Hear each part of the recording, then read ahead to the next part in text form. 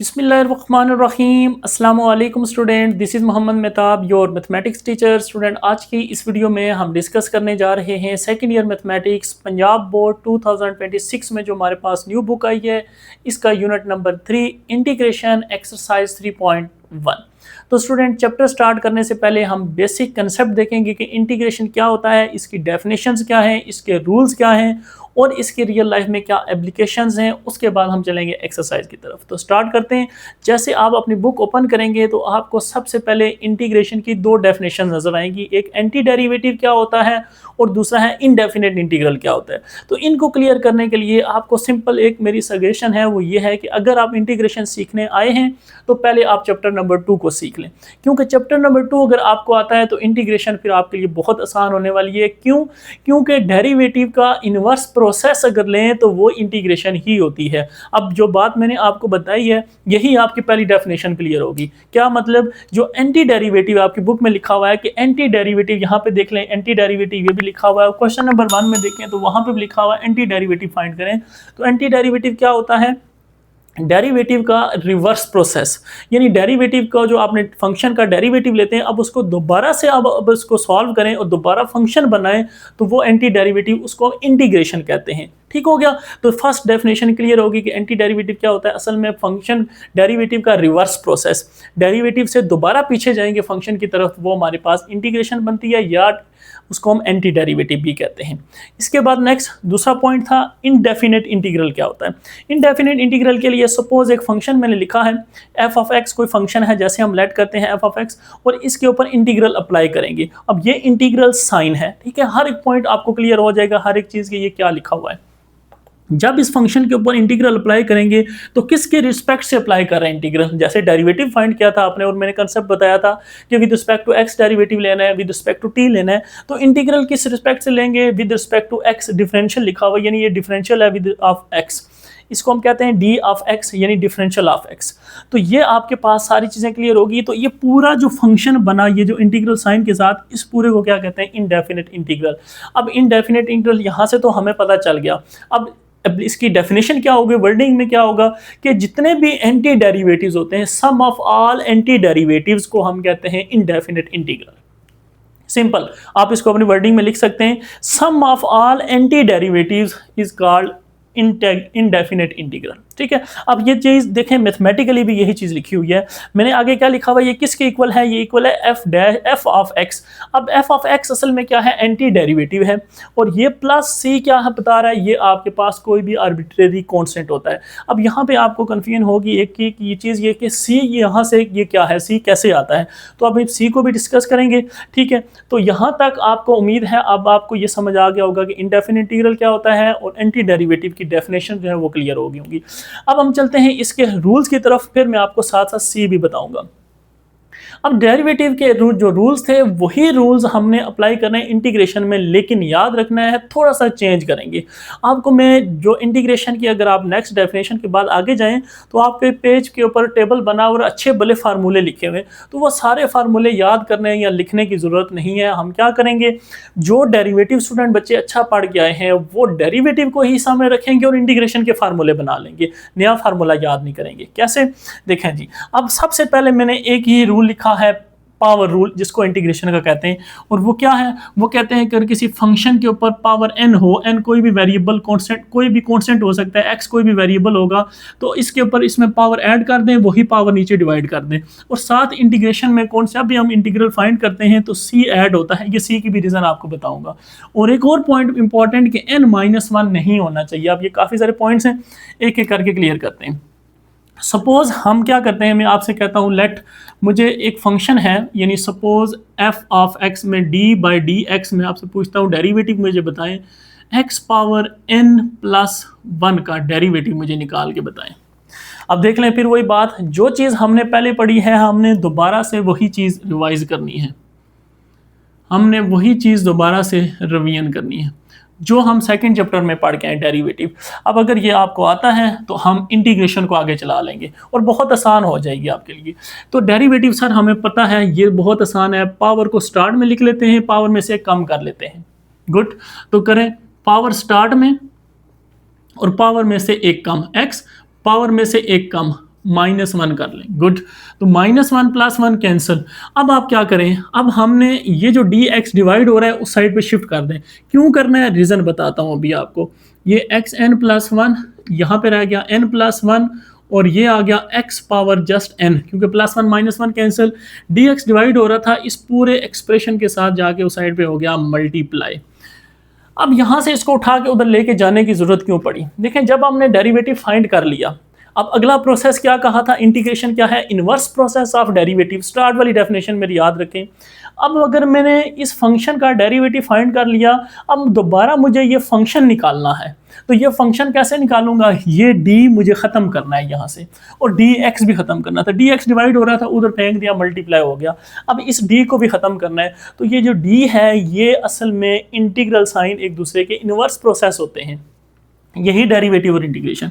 इसके बाद आप क्या करते हैं, apply integration on both side, यहाँ पे भी और यहाँ पे भी इंटीग्रेशन अप्लाई कर देते हैं, और ये इंटीग्रल का साइन ऑलरेडी आपको बता चुका हूँ। अब क्या होता है, ये जो इंटीग्रल और डिफरेंशियल है ये हो जाते हैं कैंसिल, तो आपके पास xn + 1 = यहाँ से जो कॉन्स्टेंट है इसको बाहर निकाल लें, n + 1 कॉन्स्टेंट है, नंबर है ना कोई, तो integration x power n dx आपके पास एज इट इज़ आ गया। अब ये चीज़ मल्टीप्लाई हो रही है, इस साइड पे ले आए, डिवाइड कर लें, तो n + 1 = integration of x power n dx। तो देख लें, क्या जो मैंने आपको फर्स्ट रूल लिखवाया हुआ है वो यही नहीं है?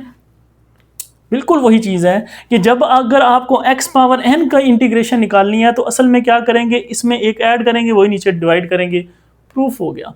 अब हमने कोई नया फार्मूला याद नहीं किया, हमने बेसिक वही, हमने एक फंक्शन था, उस फंक्शन का क्या किया, डेरिवेटिव लिया विद रिस्पेक्ट टू x।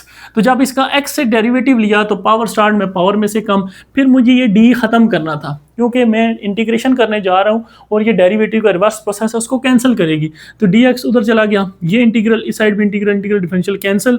याद रखें, इंटीग्रल डिफरेंशियल तब कैंसिल होगा जब उनके दरमियान में कुछ नहीं होगा। यहाँ से कैंसिल नहीं होगा क्योंकि यहाँ पे पूरा फंक्शन पड़ा हुआ है, ये वेरिएबल एक फंक्शन है, तो कॉन्स्टेंट तो बाहर आ जाता है लेकिन ये फंक्शन है, ये वैल्यूएट होता है। तो इसको वैल्यूएट करने का मेथड ये है, वो हमारे पास ये आ गया, यानी ये लेफ्ट हैंड साइड हमारे पास आ गई। तो ये फर्स्ट जो है वो रूल लिखा हुआ है। तो यहाँ से आपको ये पता चल गया कि आपके पास जो फर्स्ट रूल है, पावर रूल, इंटीग्रेशन में वो क्या होगा, वो ये होगा। अब नेक्स्ट पॉइंट जो है वो रह गया हमारे पास, सी क्या होता है। अब ये जो काम मैंने किया है ना रिवीजन, इसी को दोबारा आगे लेके चलते हैं। देखें, नेक्स्ट अब मैं आपको सी के बारे में बताने लगा हूँ कि सी क्या होता है। अब सपोज करें, लेट मेरे पास कोई फंक्शन है y = मैं कह देता हूँ x² + 2x + 7। सपोज एक फंक्शन लिख लिया, ठीक है। अच्छा, अब आपने क्या करना है, इस फंक्शन का डेरिवेटिव फाइंड करना है। डेरिवेटिव जो चैप्टर नंबर 2 में पढ़ा है, with respect to x differentiate करेंगे क्योंकि x लिखा हुआ है, तो पावर स्टार्ट में पावर में से एक कम, सॉरी 2 था 1 रह जाएगी, फिर +2x का डेरिवेटिव 1 होता है और कॉन्स्टेंट का डेरिवेटिव 0 होता है। तो आप कहेंगे सर dy/dx जो है वो अब मेरे पास 2x + 2 1 2 ये आएगा, सिंपल। अच्छा, अब डेरिवेटिव फाइंड हो गया, अब मुझे इस डेरिवेटिव को ख़त्म करना है, दोबारा से फंक्शन बनाना है, ठीक है। इनवर्स प्रोसेस पढ़ने जा रहे हैं, या आप ऐसे इसको रिलेट कर सकते हैं। आपने 9th-10th क्लास में लॉग एंटी लॉग पढ़ा होगा। कोई फंक्शन था, मुश्किल सा फंक्शन होता था, हम उसको लॉग अप्लाई करने से सिंप्लीफाई, यानी इजी मेथड से सिंप्लीफाई कर लेते थे। लॉग जब फाइंड हो जाता था फिर आप उस लॉग को भी ख़त्म करते थे, कैसे, taking anti log on both side. वही काम यहाँ पे भी है। अब जब डेरिवेटिव हम चैप्टर नंबर 2 में पढ़ चुके हैं, अब हम चाहते हैं डेरिवेटिव को ख़त्म करें, दोबारा क्वेश्चन आना चाहिए, तो वो उसके लिए इंटीग्रेशन मैंने जो है वो करनी है। तो अब हमने ये कंसेप्ट क्या पढ़ा है, dx डिवाइड टू साइड पे जाके मल्टीप्लाई। तो यहाँ से आप कहेंगे dy = 2x + 2। अब आप क्या कहेंगे, सर यहाँ से ये dx डिवाइड इस साइड पे जाके मल्टीप्लाई dx, इंटीग्रेशन अप्लाई करें बोथ साइड, तभी ये d कैंसिल होगा और हमें y मिलेगा। ये कैंसिल हो गया, y मिल गया, गुड। लेफ्ट साइड यानी फंक्शन मिल गया, राइट। आप इसको सिंप्लीफाई करें, 2 एज इट इज x। अब ये पावर रूल जो पहले पढ़ा चुका हूँ आपको, इसीलिए पहले पावर रूल की तरफ गया हूँ, बाद में सी की तरफ जा रहा हूँ। अब पावर रूल, इंटीग्रेशन का पावर रूल याद रखें, x की इंटीग्रेशन करनी है। अब n की जगह कुछ नहीं है, पावर तो 1 है, यानी इस तरह से बात कर रहा हूँ मैं, ये फर्स्ट स्टेप ऐसे लिख लेता हूँ। फिर टू कॉन्स्टेंट है, बाहर निकाल लें इंटीग्रेशन और डी एक्स, तो इंटीग्रल डिफरेंशियल कैंसिल। अब ये इस चीज़ का मैं आपसे कह रहा था कि ये इंटीग्रेशन मुझे बतानी है आपने। तो अब आप क्या कहेंगे, कहेंगे 2x, सर पावर ऊपर कुछ नहीं है, कुछ नहीं है, 1 है। जिसके ऊपर कोई पावर नहीं होती उसके ऊपर एक पावर तो होती है हमेशा, ठीक है। कहते हैं ना जिसका कोई नहीं होता उसका खुदा होता है। एक तो सारों के साथ खुदा जो अल्लाह जो है वो सारों के साथ होता है, ठीक है। तो इसके ऊपर पावर 1 है, ठीक है। तो अब पावर 1 है तो हमने क्या कहा, 1 + 1 ऐड कर दें, 1 ऐड करें वही नीचे, तो 1 + 1 2 डिवाइड बाई 2 + 2, और यह x रह गया सिंपल, क्योंकि इंटीग्रल डिफरेंशियल कैंसिल ये आ गया। ये 2 भी कैंसिल कर दें, तो y = x² + 2x, बस हो गया इंटीग्रेशन। तो अगर गौर करें कि सवाल बनना चाहिए था, लेकिन सवाल तो बना, लेकिन यहाँ तक बना, एक चीज़ रह गई, वो क्या रह गया, कांस्टेंट रह गया। इसीलिए हम यहाँ पे लिखते हैं कि जब भी इनडेफिनेट इंटीग्रल फाइंड करते हैं तो आर्बिट्रेरी कांस्टेंट एक सी लगाते हैं। क्यों लगाते हैं, वो असल में इस कांस्टेंट को रिप्रेजेंट कर रहा होता है। ये कांस्टेंट कुछ भी हो सकता है, 1 2 3 4 5 एनीथिंग। तो इसलिए आप जब भी इंटीग्रेशन का साइन यहाँ से ख़त्म हो जाता है उसी स्टेप में सी ऐड कर देते हैं, और ये सी जो है वो इस सी को रिप्रेजेंट कर रहा होता है, ये जो आर्बिट्रेरी कांस्टेंट है। ये इनडेफिनेट इंटीग्रल में सी आपका आता है, लेकिन जैसे आपके आती है डेफिनेट इंटीग्रल, वो अब नेक्स्ट एक्सरसाइज में पढ़ेंगे, इन सिर्फ ख़त्म हो जाता है। बाकी इनडेफिनेट इंटीग्रल में क्या होता है, यहाँ पे लिमिट्स लगा दी जाती हैं, और वो लिमिट्स जब पुट करते हैं तो वहाँ से फिर आपके पास सी की वैल्यू जो है वो मिल जाती है। तो ये स्टूडेंट बेसिक कंसेप्ट था इंटीग्रेशन का। उम्मीद है आपको सारी चीज़ें क्लियर हो गई होंगी कि डेरिवेटिव क्या है और डेरिवेटिव के रूल्स क्या हैं, इनडेफिनेट इंटीग्रल क्या है, डेफिनेट इंटीग्रल क्या है वो भी बता दिया है, और इसके बाद एंटी डेरिवेटिव क्या है वो भी क्लियर हो गया कंसेप्ट। अब इसकी एप्लीकेशंस कि इंटीग्रेशन की रियल लाइफ में क्या एप्लीकेशंस हैं। तो इंटीग्रेशन स्टूडेंट, सपोज जैसे भी मैंने आपको बोर्ड पे समझाया है, ये सपोज कर लें ये जो कर्व बनी है, ठीक है, इस कर्व के अंडर सारा एरिया अगर मुझे निकालना है तो कौन हेल्प करेगा, इंटीग्रेशन करेगा। वो कैसे करेगा कि यहाँ से इंटीग्रेशन जो होता है ना, उसकी डेफिनेशन ये भी होती है कि एरिया अंडर द कर्व, यानी इस कर्व के अंदर जितना भी एरिया है वो हमें कौन बताएगा, इंटीग्रेशन बताएगी। ये हम एप्लीकेशंस करेंगे नेक्स्ट लास्ट एक्सरसाइज या सेकंड लास्ट एक्सरसाइज में, वहाँ पे हमें लिमिट बता दी जाती है, यानी यहाँ से लेके वहाँ तक, यानी डेफिनेट इंटीग्रल, जो मैंने आपको एक डेफिनेट इंटीग्रल की एग्जांपल बताई है, यानी 0 से 5 तक, यानी यहाँ पे सपोज 0 है, वहाँ पे सपोज 5 है, 0 से 5 तक मुझे इस कर्व का एरिया बताएं। और ये कर्व जो है वो आपको गिवन होती है, वो कर्व क्या है, असल में फंक्शन है। जब ये फंक्शन गिवन होता है, इसकी लिमिट्स पता होती हैं, इंटीग्रेट करते हैं, लिमिट लगाते हैं, और हमें वो एक नंबर मिल जाता है यूनिट्स के फॉर्म में कि इतना एरिया हमारा इस कर्व के अंदर है। तो ये स्टूडेंट, उम्मीद है आपको कंसेप्ट डिटेल से समझ आई होगी। अब हम चलते हैं एक्सरसाइज की तरफ, और एक्सरसाइज जो है वो बहुत आसान होने वाली है आपके लिए। कोई नया फार्मूला, नया कंसेप्ट नहीं पढ़ेंगे, जो पहले पढ़े हैं उसी को मैं रिवाइज करूँगा, साथ ही उसका जो कंसेप्ट बता दूंगा इंटीग्रेशन में ये होता है। तो स्टार्ट करते हैं। क्वेश्चन नंबर 1 आपके पास देख लें। सबसे पहले क्वेश्चन वही उसने दे दिया जो मैं आपको एग्जांपल बता के आया हूँ। कहते हैं find all anti derivatives of for each derivatives, यानी आपको डेरिवेटिव्स दिए हुए हैं, आप मुझे एंटी डेरिवेटिव्स फाइंड करके बताएं, मतलब इंटीग्रेशन फाइंड करके बताएं दूसरे लफ्जों में। तो हमने इंटीग्रेशन के लिए क्या करना है, dx डिवाइड हो रहा है, उस साइड पे जाके मल्टीप्लाई, तो ये ले मल्टीप्लाई हो गया। इसके बाद क्या कहा था, apply integration on both side, ये इंटीग्रल का साइन है, इंटीग्रल डिफरेंशियल कैंसिल। तो यहाँ से y = अब कॉन्स्टेंट बाहर आ जाएगा, अब इंटीग्रेशन किसकी रह जाएगी, x⁴x dx की। क्लियर हो गया। y = 100। अब ये देखें पावर रूल क्या पढ़ाया था, पावर ऐड करनी, वही पावर नीचे डिवाइड करनी। इंटीग्रेशन में याद रखिएगा कि पावर ऐड करते हैं वही नीचे डिवाइड करते हैं, डेरिवेटिव में पावर स्टार्ट में लिखते हैं और एक काम करते हैं जो चैप्टर नंबर 2 में पढ़ चुके हैं। और जैसे ही इंटीग्रेशन का साइन खत्म होगा आपने सी को ऐड करना लाजमी है, इंपॉर्टेंट पॉइंट है, सी लाजमी ऐड करना है, जो मैंने आपको इसकी इंपॉर्टेंस बता भी दी है।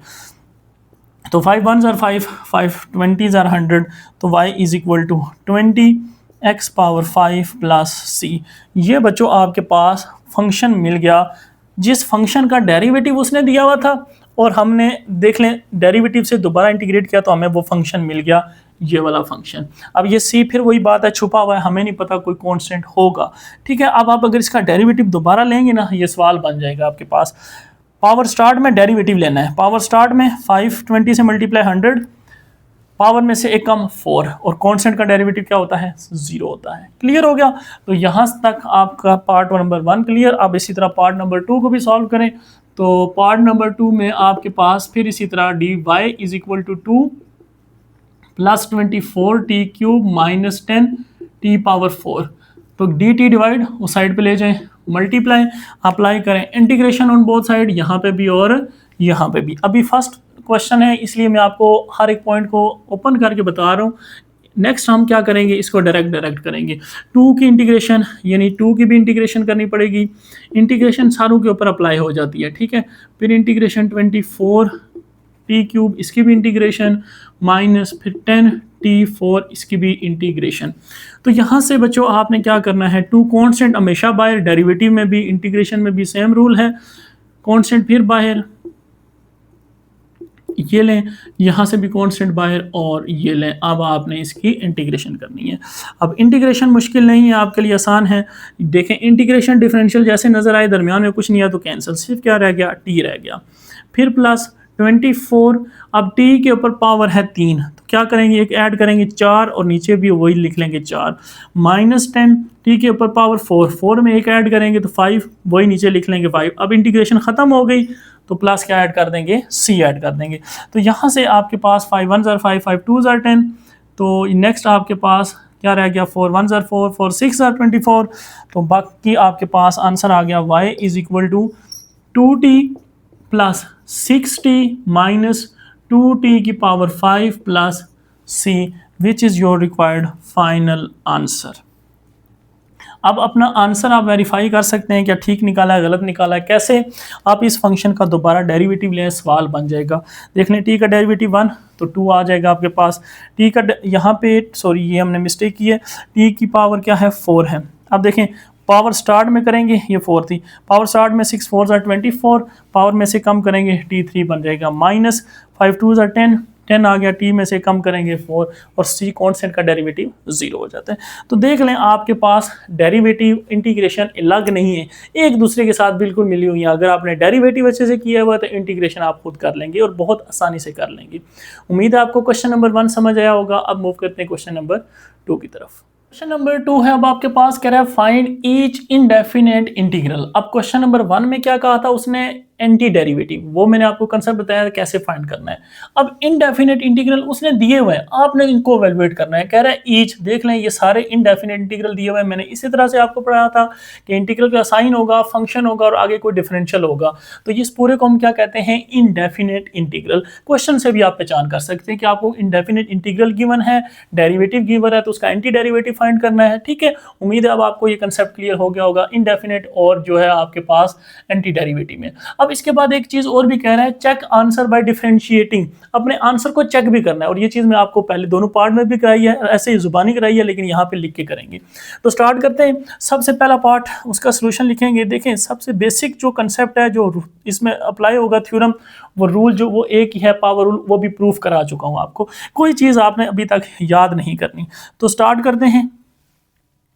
देखें पार्ट नंबर 1 का अगर मैं लिखूं इंटीग्रल, तो मैंने क्या कहा था, इंटीग्रल आपने अप्लाई कर देना है दोनों पे, 1 पे भी अप्लाई होगा इंटीग्रल, मैं सोल्यूशन 1 को कर रहा हूं। ठीक है, फिर इसी तरह से प्लस इंटीग्रल किसके अप्लाई होगा, 2t के ऊपर भी इंटीग्रल अप्लाई होगा। क्लियर। तो यहां से आप देख लें 1 बाहर निकाल लें, बेशक कोई फर्क नहीं पड़ता, integral differential as it is, फिर प्लस 2 कॉन्स्टेंट बाहर निकाल लें, t और d t। तो यहाँ से आप क्या कहेंगे, सर हमें अभी पढ़ा है कि इंटीग्रल डिफरेंशियल एंटी डेरिवेटिव एक दूसरे के एंटी होते हैं तो कैंसिल हो जाएगा। तो आपके पास 1t से मल्टीप्लाई तो जस्ट क्या आ जाएगा, t आ जाएगा। फिर plus 2 as it is, t की इंटीग्रेशन करनी है। अब इसके ऊपर कोई पावर नहीं है तो 1 है, आपने बताया था जिसका कोई नहीं होता उसका एक खुदा लाजमी होता है। तो एक इसमें एक ऐड करेंगे वही नीचे डिवाइड, यानी पावर में 1 ऐड करके 2 डिवाइड, तो 1 ऐड करेंगे 2 वही नीचे 2 डिवाइड कर लेंगे। और जैसे ही इंटीग्रेशन खत्म होगी c हमेशा ऐड करना है, ये आप लिख लें। जैसे इंटीग्रेशन खत्म होगी c ऐड होगा, तो फिर क्या होगा, 2 कैंसिल हो जाएगा। तो फाइनली आंसर हमारे पास t plus T square plus C, ये मेरे पास आंसर आ जाएगा जो गिवन था आपके पास इनडेफिनेट इंटीग्रल, उसका ये आंसर होगा। देख लें बहुत आसान है, लेकिन हमें क्या करना है, चेक भी करना है। चेक कर लेते हैं अब, चेक चेक कैसे करना है, डिफरेंशिएट, इसका डेरिवेटिव लेना है, तो इसका डी बाई डी टी के रिस्पेक्ट से जो भी फंक्शन होगा उसके रिस्पेक्ट से डेरिवेटिव लेंगे। अब डेरिवेटिव आपको अच्छे से आता है, आप चैप्टर नंबर 2 पढ़ के आए हैं, अच्छे स्टूडेंट है, मैंने मेरी बात मानी है, मैंने कहा चैप्टर नंबर 2 पहले अच्छे से करके आए।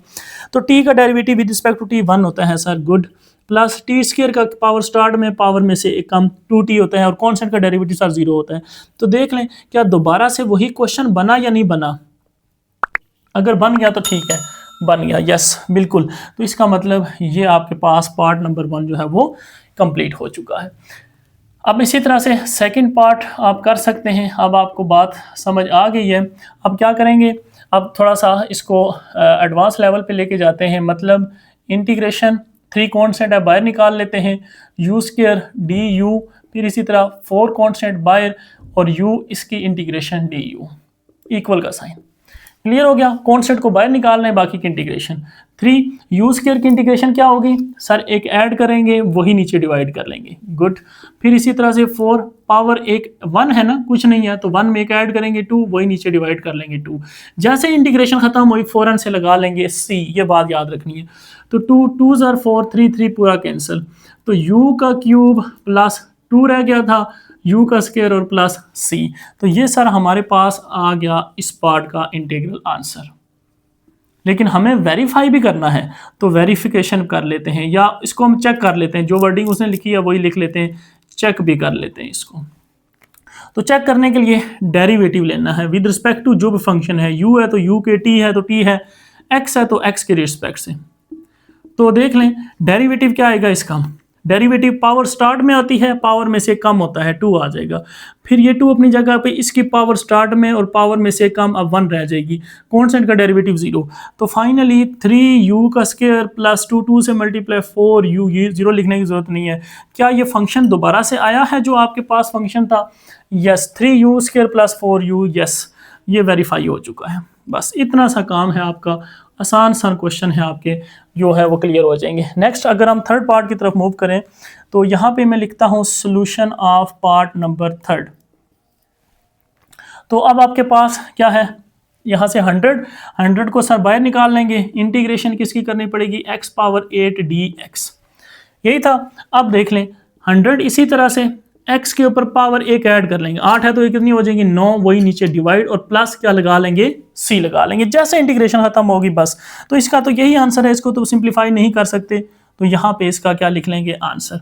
अब अगर इसको चेक करना है तो क्या करेंगे, चेक, तो आपने d by D x apply कर देना है इस क्वेश्चन के ऊपर, x power 9 divide by 9 plus c।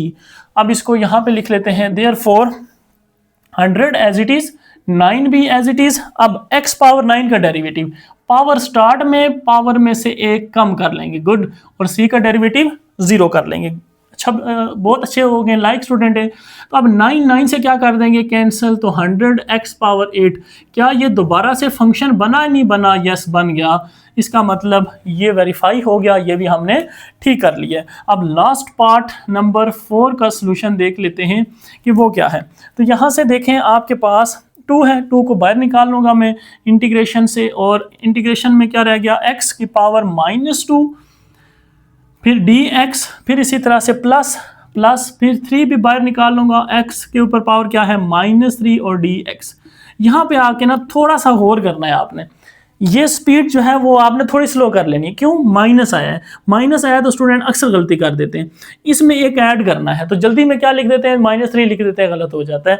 -2 + 1, जैसे +1 करेंगे आंसर क्या आएगा, -1 आएगा।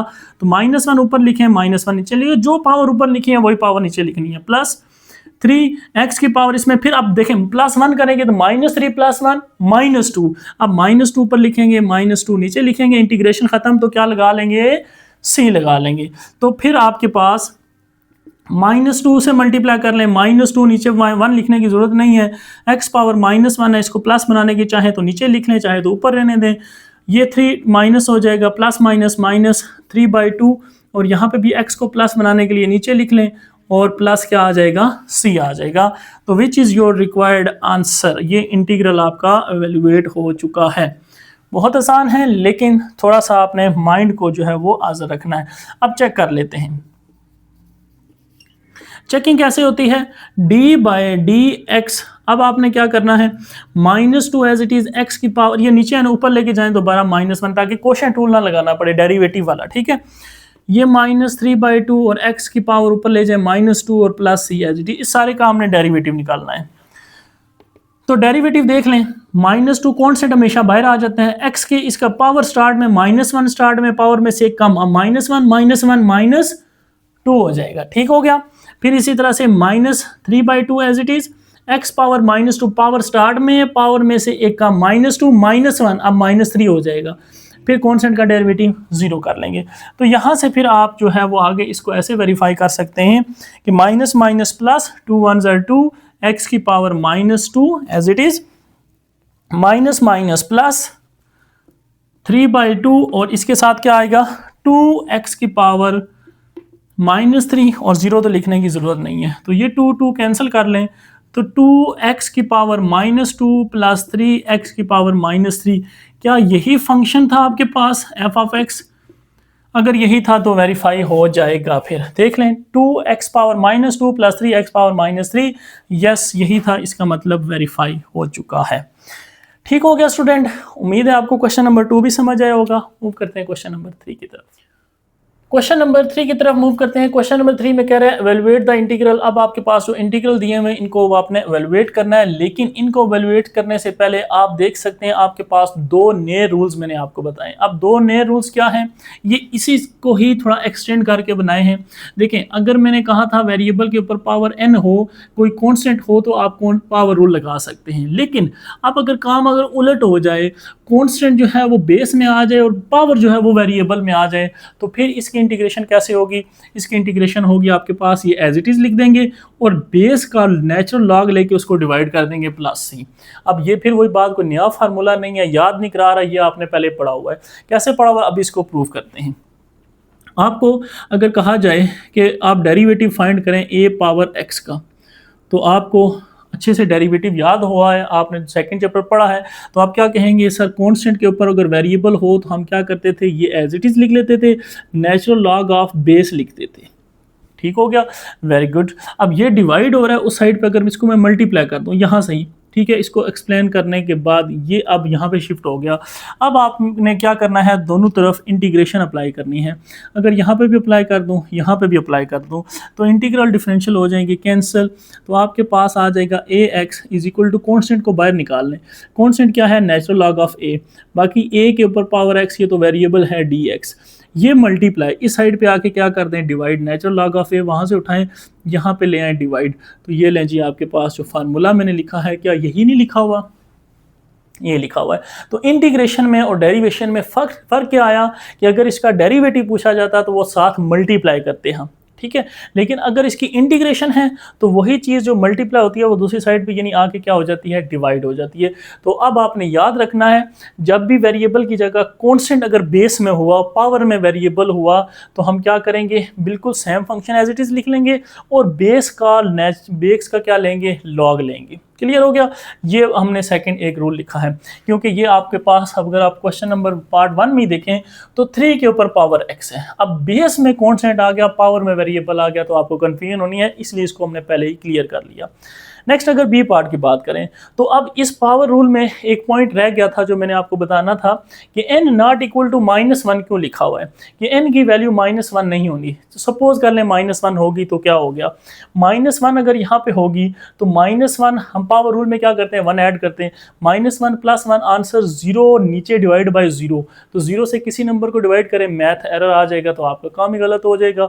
तो फिर इस केस को क्या करेंगे, तो ये केस अब आपके पास ये है, देखें x की पावर -1 है तो नीचे ले गया हूँ तो प्लस, तो अब 1/x की इंटीग्रेशन कैसे करेंगे, हमारे पास अगर इस तरह का क्वेश्चन आता है तो इसकी इंटीग्रेशन मुश्किल नहीं है, हम इसको क्या करते हैं, नेचुरल लॉग ऑफ x। अब आप कहेंगे ये भी कोई नया फार्मूला है, नया फार्मूला नहीं है, वही बात, डेरिवेटिव को दोबारा रिवाइज करेंगे।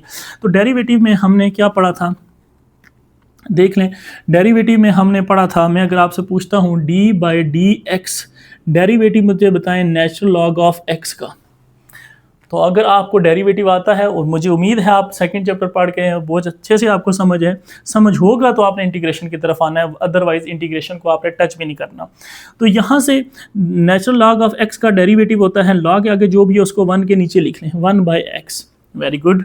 तो आप यहाँ से dx उठाएं, ये उठाएं, यहाँ से इस साइड पे शिफ्ट कर लें, आप apply integral on both side, यहाँ पे अप्लाई करें, ये कैंसिल, तो ये लें जी, आपके पास फार्मूला बन गया है, जो मैंने ऑलरेडी ऊपर लिखा हुआ है कि अगर 1/x की इंटीग्रेशन करनी हुई तो क्या होगी, नेचुरल लॉग ऑफ x होगी। तो ये बेसिक कंसेप्ट थे, ये हमने लिखे। उम्मीद है आपको ये समझ आए होंगे। आप क्वेश्चन सॉल्व कर देंगे और आपको इसमें की मजीद जो है डिटेल समझ आ जाएगी।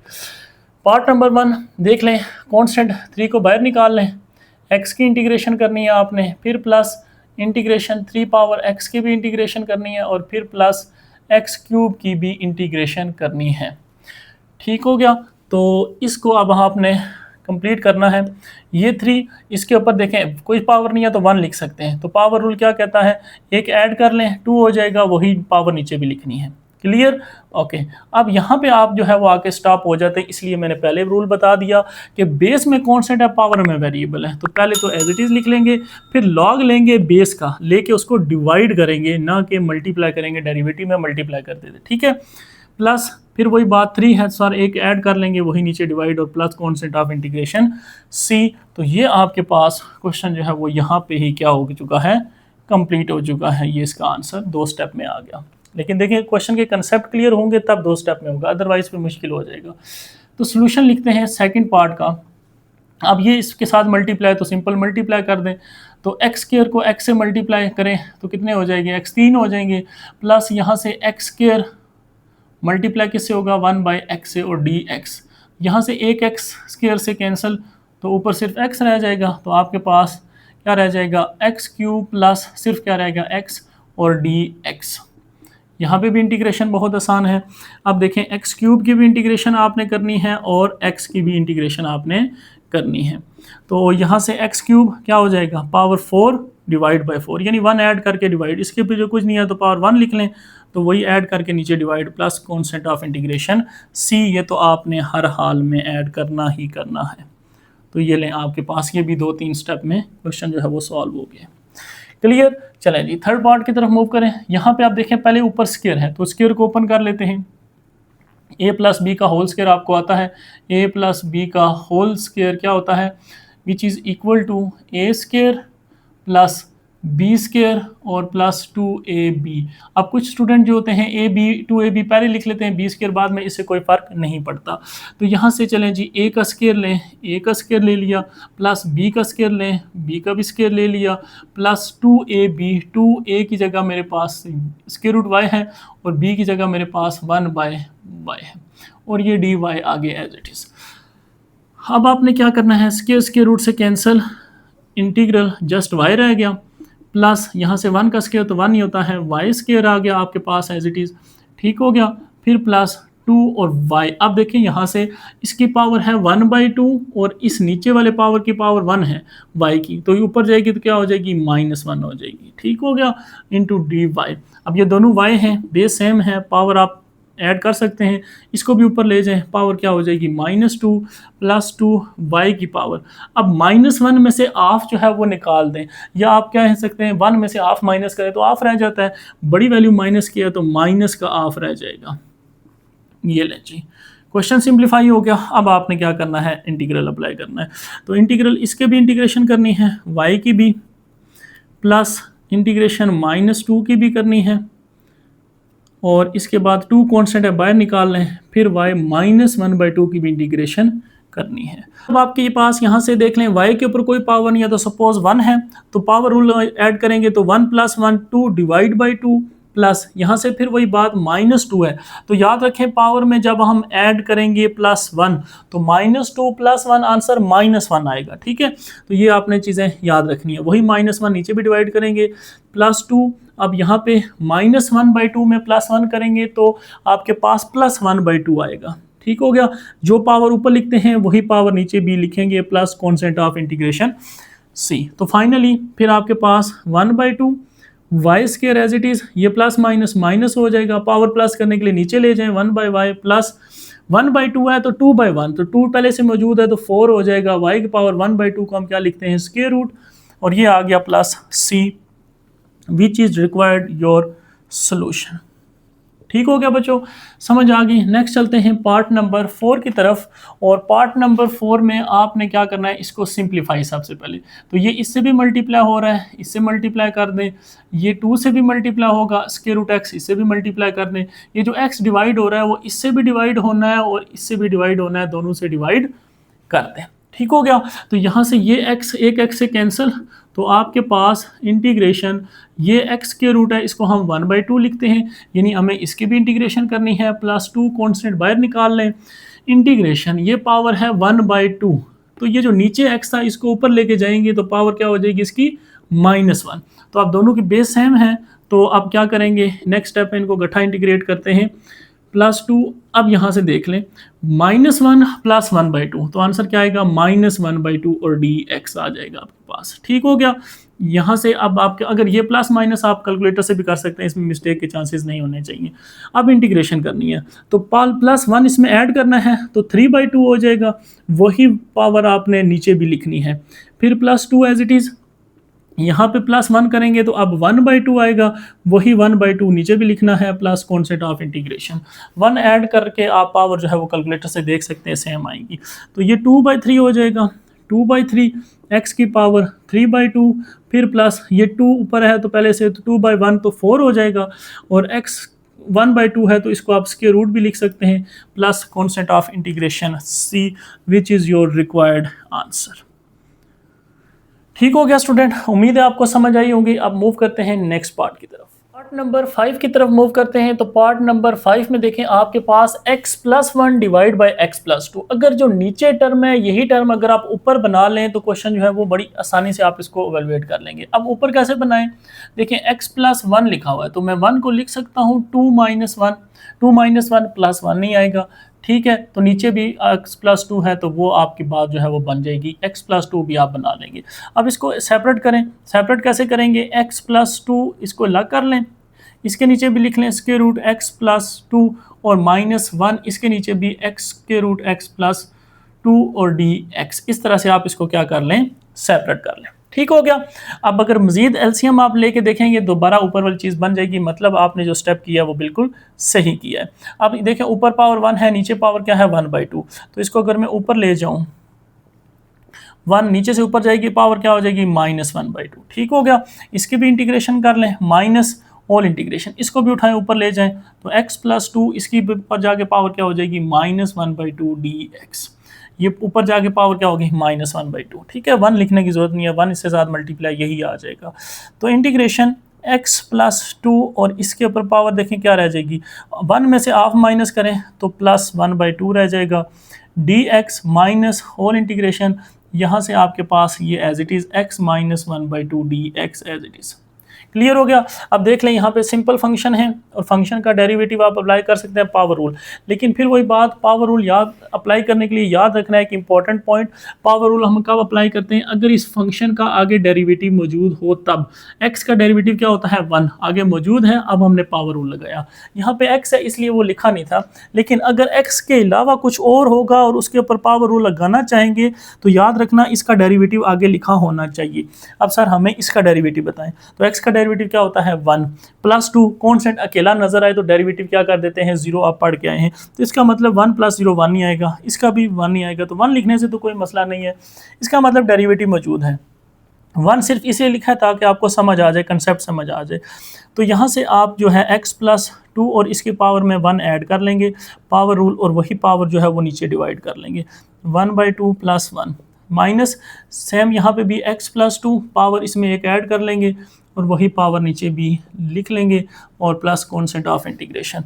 तो फाइनली अब आपके पास आंसर जो है वो आ जाएगा x+2 और यहाँ पे पावर क्या आ जाएगी, ये 3/2 बन जाएगा। इसको कैलकुलेटर से देख लें, नीचे भी 3/2 होगा तो इसको मैं 2/3 लिख सकता हूँ, डिवाइड को यानी ख़त्म करके मल्टीप्लाई में कन्वर्ट कर लिया। तो यहाँ से देख लें x+2, यहाँ से पावर क्या रह जाएगी, बड़ी वैल्यू 1 की है तो 1 में से आधा माइनस करें तो आधा रह जाएगा, तो नीचे भी 1/2, तो इसको 2/1 लिख लें, तो 2/1 लिख लें या सिंपल 2 ही रहने दें, ये आपकी मर्ज़ी है।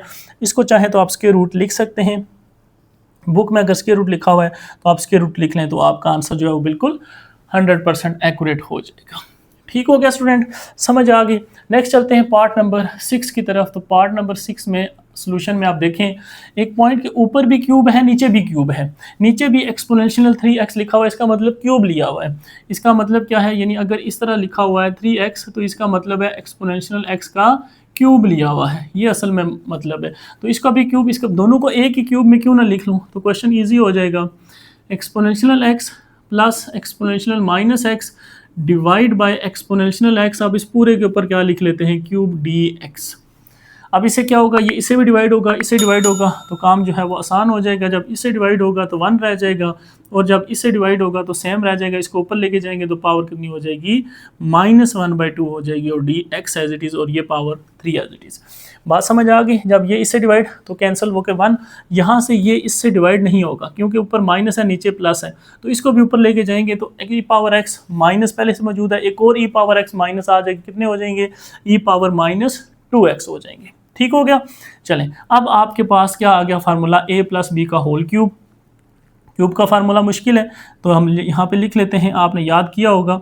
तो a cube plus b cube क्या होता है, a cube plus b cube plus 3a का स्क्वायर b प्लस 3ab का स्क्वायर, ये फार्मूला। कुछ स्टूडेंट उसको यहाँ पे ये क्या लिखते हैं, a 3ab ब्रैकेट लगा के a प्लस बी मल्टीप्लाई करेंगे, दोबारा यही चीज़ बनती है, तो वो आपकी मर्जी है, वो लिखें या ये लिखें, बात एक ही है।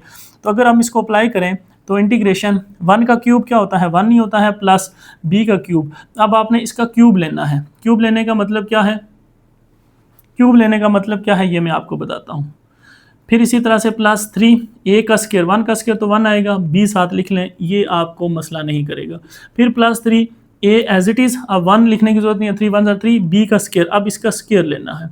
अब यहाँ पे अक्सर स्टूडेंट कंफ्यूज होते हैं कि वो इसके स्क्वायर और क्यूब लेना उनको मसला होता है, तो वो मैं आपको एक्सप्लेन करता हूँ कैसे लेना है।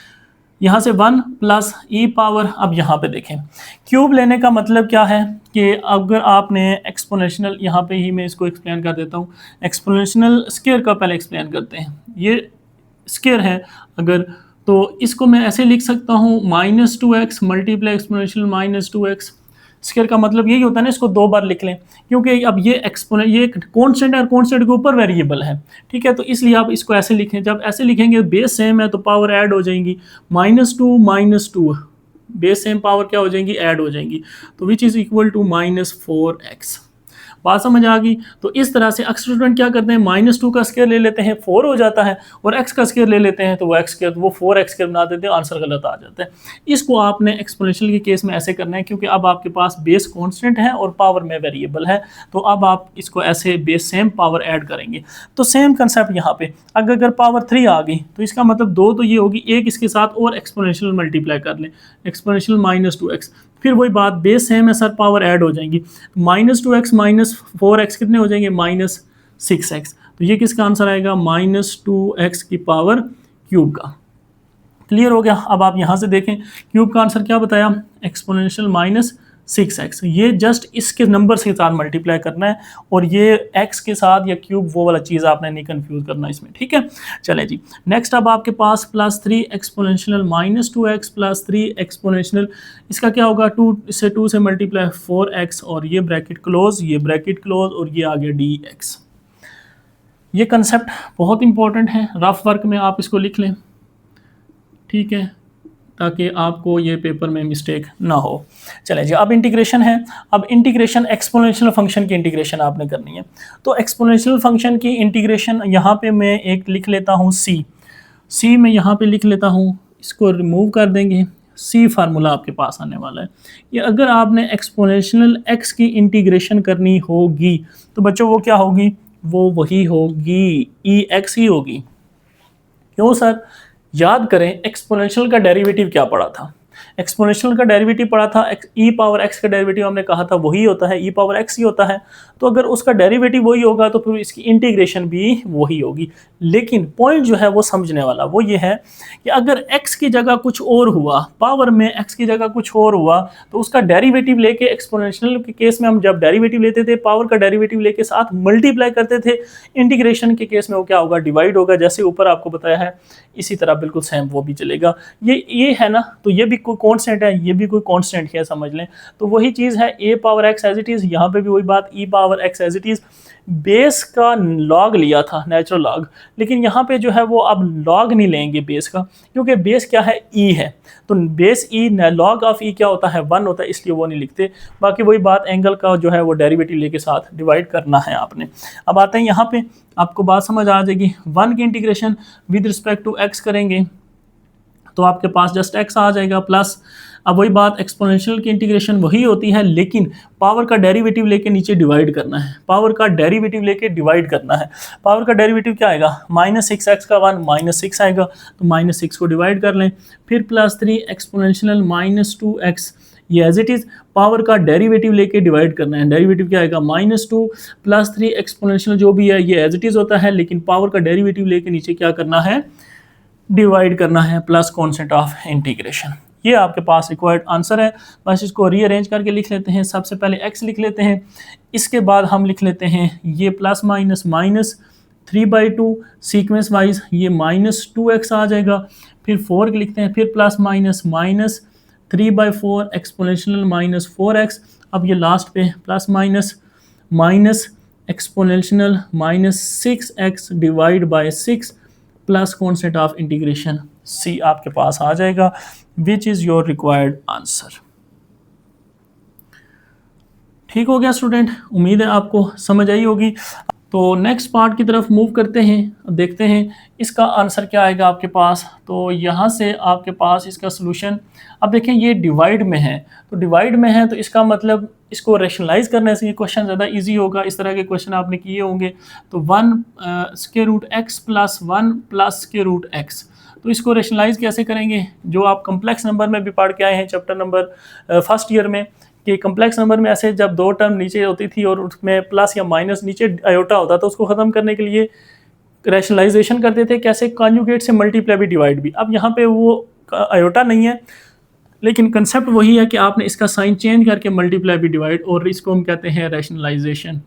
ठीक है, ये प्रोसेस आपका क्या कहलाता है, रैशनलाइजेशन। तो यहाँ से आप इसको ऐसे लिख सकते हैं।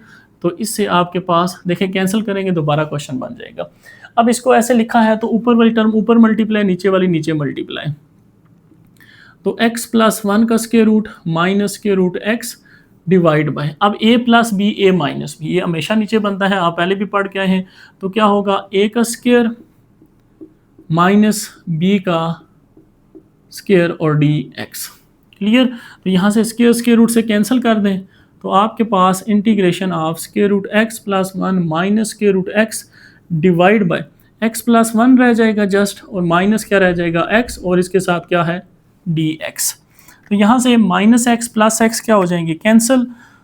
तो बच्चों आपके पास x + 1 इसके ऊपर पावर 1/2, इसकी भी इंटीग्रेशन, माइनस फिर x की पावर 1/2 इसकी भी इंटीग्रेशन। अब आप सोच रहे होंगे सर ये नीचे वाली टर्म्स किधर गई, नीचे बचा क्या है, नीचे तो कुछ भी नहीं बचा, 1, तो 1 को लिखने का कोई फ़ायदा नहीं है।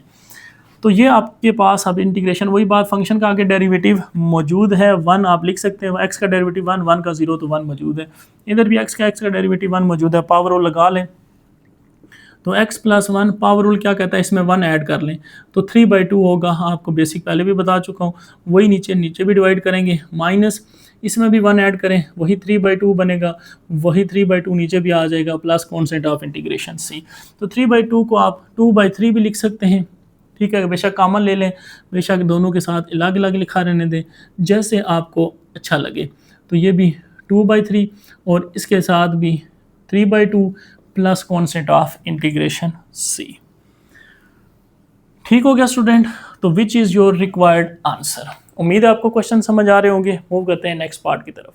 क्वेश्चन 3 पार्ट नंबर 8 की तरफ मूव करते हैं स्टूडेंट। तो पार्ट नंबर 8 को अगर आप देखें, पहली नज़र में आप कहेंगे सर कांस्टेंट के ऊपर पावर वेरिएबल है, तो ये रूल आपने पढ़ा हुआ है, हम कांस्टेंट के ऊपर वेरिएबल अगर हो तो हम उसको एज इट इज़ लिख लेते हैं, लॉग ले लेते हैं बेस की।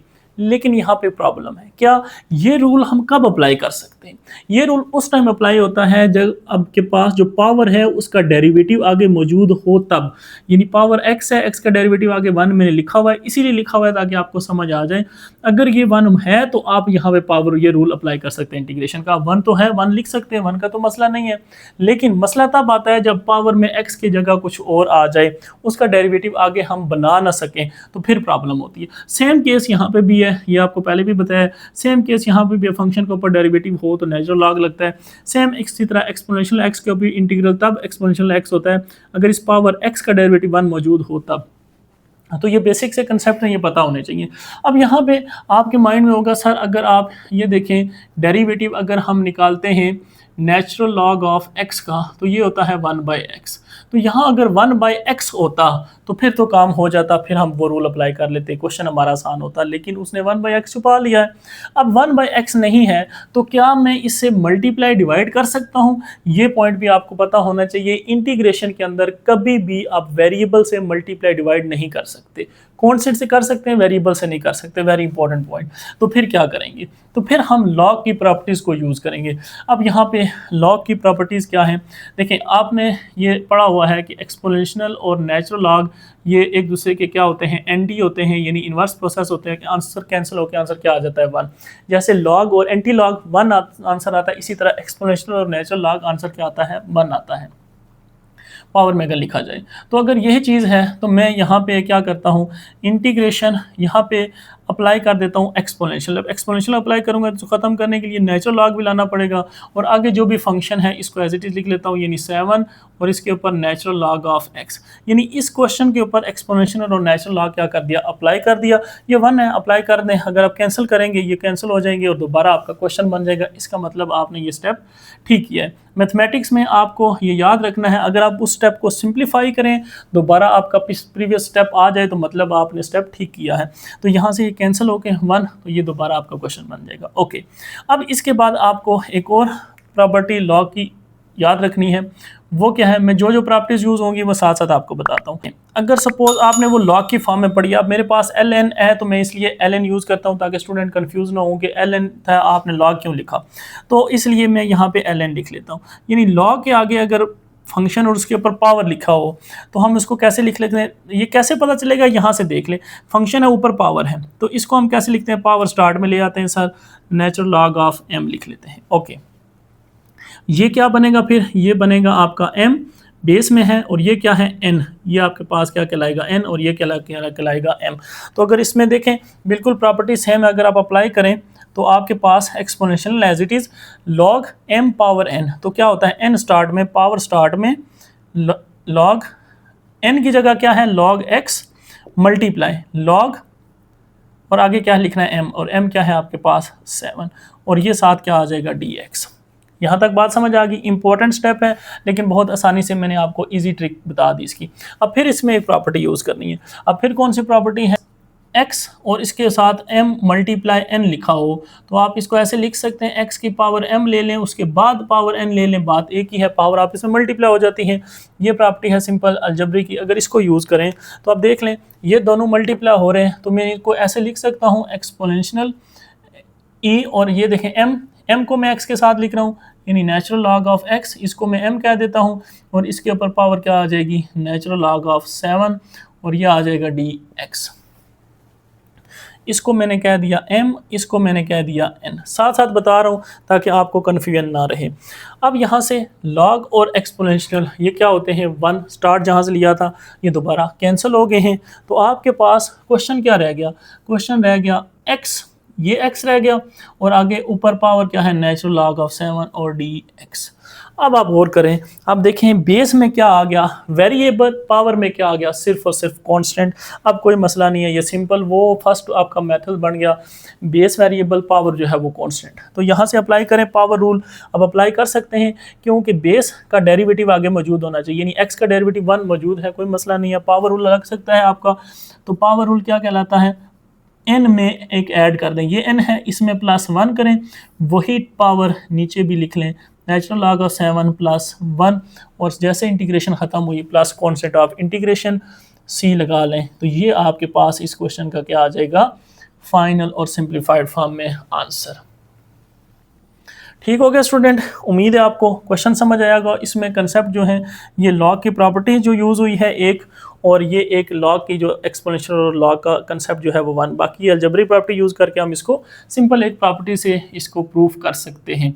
नेक्स्ट चलते हैं पार्ट नंबर 9 की तरफ। ये पार्ट नंबर 8 और पार्ट नंबर 9 दोनों इंपॉर्टेंट हैं। क्यों इंपॉर्टेंट है? इसमें ये प्रॉपर्टीज यूज़ होती हैं। बाकी इंटीग्रेशन मुश्किल नहीं है, वो आप देख लें, सिंपल जब आप बेस वेरिएबल बना लेते हैं पावर कांस्टेंट, वो इजीली सॉल्व हो जाती है। ये फिर इंपॉर्टेंट है। इसमें क्यों इंपॉर्टेंट है? यहाँ पे फिर आपने एक प्रॉपर्टी पढ़ी होगी। प्रॉपर्टी क्या है? अगर कोई बेस ए हो और उसमें लॉग की बेस भी ए ही हो और उसके में ऊपर अगर x पावर में x लिखा हुआ है तो आंसर आपके पास x ही आएगा।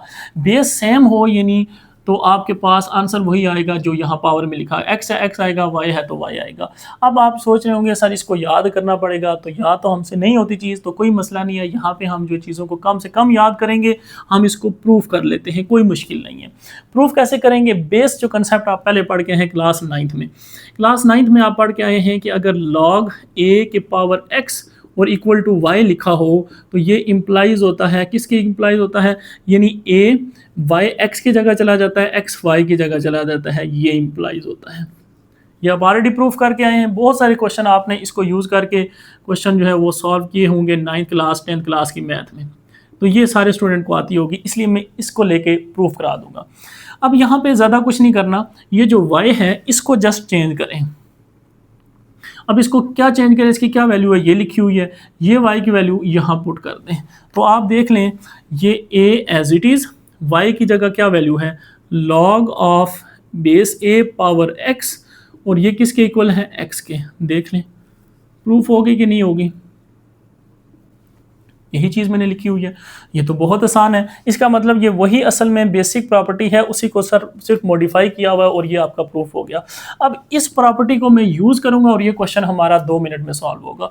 अब देखें, अगर मैं इस प्रॉपर्टी को यूज़ करता हूं तो अगर बेस इधर 2 है तो यहाँ पे भी 2 होनी चाहिए, या बेस यहाँ 4 है तो यहाँ पे भी 4 होना चाहिए, तो काम चल जाएगा। तो हम क्या करते हैं, इसको 4 बनाते हैं। कैसे बनाएंगे? देखें जी, मेरे पास 2 है तो मैं इसको 4 कैसे लिख सकता हूँ? मैं इसको 4 ऐसे लिख सकता हूँ ना। बाकी question as it is, log 4 और पावर x और ये dx। क्वेश्चन अब आपका स्टार्ट होने लगा। आपने ये प्रॉपर्टी लिखनी है और ये लिखना है, ये प्रूफ तो नहीं करना ना, ये मैंने आपको समझाने के लिए किया है। अच्छा, अब देखें बेस मैंने 4 बना लिए, लेकिन सर इसके ऊपर स्क्वायर रूट भी है, इसको भी ख़त्म करें। तो इसको ख़त्म कर लेते हैं। कैसे? 4 के ऊपर पावर क्या है? 1/2। आगे क्या है? log बेस 4 और पावर x dx। ठीक हो गया। 1/2 हमने इसको लिख लिया, या आप यहाँ पे ये डायरेक्ट 1/2 लिख लें, तो 4 का स्क्वायर रूट 1/2। अब ये जो पावर है ये लॉग की प्रॉपर्टी है कि जो चीज़ यहाँ पे ये देखें, जो चीज़ पीछे लिखी होती है वो लॉग फंक्शन में कहाँ चली जाती है? पावर में। तो ये लॉग का फंक्शन है, ठीक है, ये इसके पीछे लिखा हुआ तो इसकी पावर में चली जाएगी। ये बेस है, बेस को आपने नहीं छेड़ना। तो यहाँ पे 4 as it is, log base 4x, और ये जो था पावर में चला जाएगा। पावर क्या है? 1/2 और dx। लें जी, हमने वो चीज़ बना ली। ए पावर बेस 4 और log की बेस भी 4, दोनों सेम हैं, तो ये किसके इक्वल आएगा? x के, यानी इसके इक्वल आएगा जो यहाँ पे लिखा होगा। तो आपके पास यहाँ से आ जाएगा x पावर 1/2, यानी हम इसको क्या लिखते हैं? इस पूरे को x, सिर्फ ये x लिखते हैं, यानी ये लिखेंगे जो भी फंक्शन है आपके पास। यहाँ पे x 1/2 आ रहा है, जो भी आ रहा है वो जस्ट आता है। देख लें यहाँ पे जो भी था वही यहाँ पे मैंने लिखा है, ये चीज़ आपको फिर बता रहा हूँ। ठीक हो गया। तो यहाँ से आपके पास क्या आ गया? dx। लें जी, क्वेश्चन तो बहुत आसान निकला, मुझे नज़र तो बहुत मुश्किल आ रहा था लेकिन निकला कुछ भी नहीं। x पावर 1/2 की आपने इंटीग्रेशन करनी है, तो ये क्या होती है? पावर एक ऐड कर लें, 3/2, वही पावर नीचे लिखेंगे 3/2 प्लस कॉन्सेंट ऑफ इंटीग्रेशन, इसको 2/3 दोबारा लिख लें, वो आपकी मर्ज़ी है। ये आपके पास क्वेश्चन का क्या आ जाएगा? आंसर आ जाएगा। ठीक हो गया। तो देख लें कितना आसान क्वेश्चन था। जस्ट उसमें अगर ये कंसेप्ट आपको, ये फार्मूला पता हो और ये प्रूफ भी कर सकते हैं, कोई मुश्किल नहीं है, और ये फार्मूला लगाएं और आपका क्वेश्चन जो है वो 2 स्टेप में सॉल्व हो जाएगा। पार्ट नंबर 10 की तरफ, सोल्यूशन की तरफ चलते हैं। तो यहाँ पे स्टूडेंट देखते हैं, सबसे पहले यहाँ पे एक हमने मिस्टेक की हुई है, ये ई नहीं है, ये ए ही है। ठीक है, ये भी ए है और ये भी ए है। ठीक है। अच्छा, अब देखें, आप कह रहा है कि अगर इस फंक्शन को, ये ऊपर नीचे देखिए फंक्शन बिल्कुल सेम है, जस्ट नीचे माइनस है ऊपर प्लस है। तो अगर मैं किसी तरह से ये प्रूफ कर दूं कि नीचे जो फंक्शन है ऊपर उसका डेरिवेटिव है, तो प्रूफ हो जाएगा मेरा इंटीग्रेशन इजीली कि फंक्शन ऊपर उसका डेरिवेटिव, तो मैं लॉग लगा सकता हूँ। अब मेन टारगेट ये है हमारा कि हमने जो नीचे फंक्शन लिखा हुआ है ए x minus A power minus x, इसका डेरिवेटिव लेके बताना है कि ऊपर मौजूद है। तो अब आपने क्या करना है, यहाँ से ए पावर एक्स का डेरिवेटिव आपको पता है, A power X as it is into natural log of base A, derivative में वो हम लॉग ऑफ ए क्या करते हैं मल्टीप्लाई, और इंटीग्रेशन में क्या करते हैं डिवाइड। फिर माइनस साइन, अब देखें फिर वही बात, ए पावर माइनस एक्स का डेरिवेटिव लेना है, तो A power minus X as it is. अब आपने क्या करना है, लॉग लेना है बेस का, बेस क्या है ए, और मल्टीप्लाई, अब पावर का भी डेरिवेटिव लेके साथ मल्टीप्लाई करना है। अब यहाँ पे क्यों नहीं किया, एक्स का डेरिवेटिव क्या था 1, वो लिखने की ज़रूरत नहीं थी, अगर आप लिख भी लें तो कोई मसला नहीं है। लेकिन यहाँ पे क्या है, वो पावर का डेरिवेटिव जो क्या है वो आएगा -1 आएगा। अब इसको अगर सिंप्लीफाई करें, लॉग ए दोनों में आ रहा है, कॉमन ले लें, तो आपके पास A power X minus minus plus A power minus X. अब अगर आप देखें तो बिल्कुल ऊपर जो है वो टर्म बन रही है, लेकिन सिर्फ लॉग ए की कमी है। तो यहाँ पे कोई मसला नहीं है, हम इंटीग्रेशन में कॉन्स्टेंट से मल्टीप्लाई डिवाइड कर सकते हैं, वेरिएबल से मल्टीप्लाई डिवाइड नहीं कर सकते। तो यहाँ से फिर आप क्या कहेंगे कि इंटीग्रेशन में हमें ऊपर लॉग ऑफ ए की ज़रूरत है, तो फंक्शन का ऊपर डेरिवेटिव बन जाएगा कम्प्लीटली। नीचे function as it is minus log of minus A power minus X और डी एक्स। अब ये खुद से मल्टीप्लाई किया है, तो खुद से क्या करना पड़ेगा, बाहर डिवाइड भी करना पड़ेगा। क्लियर हो गया, कैंसिल करेंगे दोबारा क्वेश्चन बन जाएगा। ये फंक्शन ऊपर उसका डेरिवेटिव मौजूद है। अब आप यहाँ पे लिख सकते हैं this is a function and this is a derivative, ये इसका डेरिवेटिव पड़ा हुआ है। तो फंक्शन का ऊपर डेरिवेटिव हो, अगर ये x है तो इसका डेरिवेटिव 1, तो हम इसको क्या करते हैं, लॉग लगाते हैं फंक्शन के ऊपर। Therefore natural 1 over natural log of a into natural log of function के ऊपर लॉग लगाएंगे a power x minus a power minus x plus constant of integration c। तो ये आपके पास क्या आ जाएगा, इस क्वेश्चन का आंसर आ जाएगा। ठीक हो गया स्टूडेंट, चलते हैं नेक्स्ट पार्ट नंबर 11 की तरफ।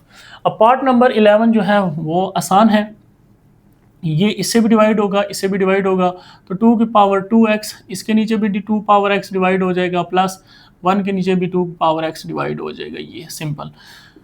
तो यहाँ से मज़ीद आप देखें, इसको अगर ऊपर लेके जाएं 2 की पावर 2x, ये ऊपर जाके 2 की पावर क्या बन जाएगी -x, प्लस ये 2 की पावर ऊपर जाके -x, और ये आ गया dx। यहाँ पे अब आपने इंटीग्रेशन करनी है, पहले इसको थोड़ा सिंप्लीफाई कर लें, और ये 2 की पावर बेस सेम है, पावर क्या हो जाएंगी, ऐड हो जाएंगी, तो 2x माइनस एक्स, 2x में से x माइनस कर दें तो सिर्फ एक x बचेगा आपके पास, प्लस 2 पावर माइनस एक्स, और ये आ गया dx। अब ये कंसेप्ट आपको पहले बता चुका हूँ कि ये कब अप्लाई होता है, जब फंक्शन का आगे डेरिवेटिव हो तब। तो याद रखें, यहाँ पे आपने 2x, इसके ऊपर भी इंटीग्रेशन अप्लाई करनी है, plus integration 2 power minus x, इसके ऊपर भी इंटीग्रेशन अप्लाई करनी है। तो यहाँ पे तो कोई मसला नहीं है, फंक्शन x पावर x है, तो x का डेरिवेटिव आगे मौजूद है, मसला नहीं है। तो ये 2 पावर x, और इंटीग्रेशन में लॉग डिवाइड किया जाता है बेस 2, ये आ गया प्लस। यहाँ पे थोड़ा मसला आएगा, मसला क्या आएगा, अब पावर का डेरिवेटिव चाहिए, वो क्या होना चाहिए, माइनस। तो आप यहाँ पे -1 इस तरह इसके साथ क्या करेंगे, मल्टीप्लाई। अब माइनस तो खुद से मल्टीप्लाई किया है, तो बाहर भी आपको साइन जो है वो चेंज करना पड़ेगा, यानी आपको यहाँ पे माइनस बाहर लगाना पड़ेगा इस तरह से, माइनस, और ये जो पहले साइन था इसको एज इट इज़ लिखते हैं प्लस, ये माइनस माइनस दोबारा क्या हो जाएंगे, प्लस। अब ये खुद से किया क्यों, फंक्शन की पावर का जो डेरिवेटिव था वो आगे बनाना ज़रूरी था। अब आप अप्लाई कर सकते हैं, क्या होगा, ये प्लस माइनस माइनस आ जाएगा, ये 2 power minus x divide by natural log of base, base क्या है 2, plus constant of integration c। तो ये आपके पास आ जाएगा इस क्वेश्चन का answer, which is your required answer. ठीक हो गया स्टूडेंट, चलते हैं लास्ट पार्ट नंबर 12 की तरफ। इसको भी यहाँ सॉल्व करने की कोशिश करते हैं ताकि ये यहाँ पे कंप्लीट हो जाए, फिर हम नेक्स्ट चलते हैं क्वेश्चन नंबर 4 की तरफ। यहाँ पे भी आप अगर ये वाला कंसेप्ट अप्लाई करें तो काम जो है वो हो रहा है। अगर देखें कैसे, इंटीग्रेशन एक्स स्क्वायर, अगर मैं यहाँ से ये एक्स स्क्वायर को कॉमन ले लूँ, ऊपर से कॉमन लूँगा तो 1 आएगा, plus 1 divide by x square. अब ऊपर इधर एक्स स्क्वायर नहीं था तो एक्स स्क्वायर क्या हो गया, डिवाइड हो गया। अब दोबारा अगर इसको मल्टीप्लाई करें, ऊपर वाली चीज़ बनेगी, ये कॉमन ले लिया, नीचे से भी एक्स स्क्वायर जो है वो कॉमन ले ले, तो यहाँ से एक एक्स रह जाएगा प्लस एक्स स्क्वायर कॉमन, तो यहाँ पे तो एक एक्स था, फिर एक एक्स नीचे रह जाएगा और ये D X as it is. ठीक हो गया, ये हमने क्या किया, कॉमन लिया, तो यहाँ से एक्स स्क्वायर से कैंसिल हो गया। अब आप देखें नीचे फंक्शन है, ऊपर उसका डेरिवेटिव है पड़ा हुआ है, तो आप यहाँ से प्रूफ कर सकते हैं कि ये फंक्शन है, ये डेरिवेटिव है। हम यहाँ पे चेक करते हैं कि हमारे पास x प्लस 1/x ये फंक्शन है, इसका मैं डेरिवेटिव लूँगा वो बन जाएगा। कैसे, देखें इसको मैं मज़ीद थोड़ा सिंप्लीफाई कर लेता हूँ। पहले एक step x plus x power -1 लिख लेता हूँ। अब देख लें x का derivative respect to x 1 plus power start में -1, पावर में से एक कम करेंगे तो -2 हो जाएगी। अब इसको प्लस करने के लिए 1 minus plus minus minus 1/x², ये लें जी। क्या यही टर्म नहीं लिखी हुई ऊपर? यस, इसमें एक पॉइंट है, देख लें यहाँ पे नीचे माइनस है तो यहाँ पे मैंने जो है वो प्लस लिख दिया है, तो ये क्वेश्चन में यहाँ पे हमने गलती की है, माइनस, यहाँ पे भी फिर माइनस, यहाँ पे भी फिर माइनस, यहाँ पे भी फिर माइनस, तो माइनस माइनस से मल्टीप्लाई प्लस। देख लें फंक्शन है ऊपर, उसका डेरिवेटिव जो है वो बन गया। इसका मतलब हम यहाँ पे कह सकते हैं this is a function and this is a derivative. Clear? तो अब यहाँ से आपके पास फिर क्या है, फंक्शन और ऊपर उसका डेरिवेटिव हो तो आप क्या कर सकते हैं, नेचुरल लॉग लगा सकते हैं फंक्शन के ऊपर, x minus 1/x plus constant of integration c। बात समझ आ गई? यहाँ तक भी आंसर लिखें तब भी ठीक है।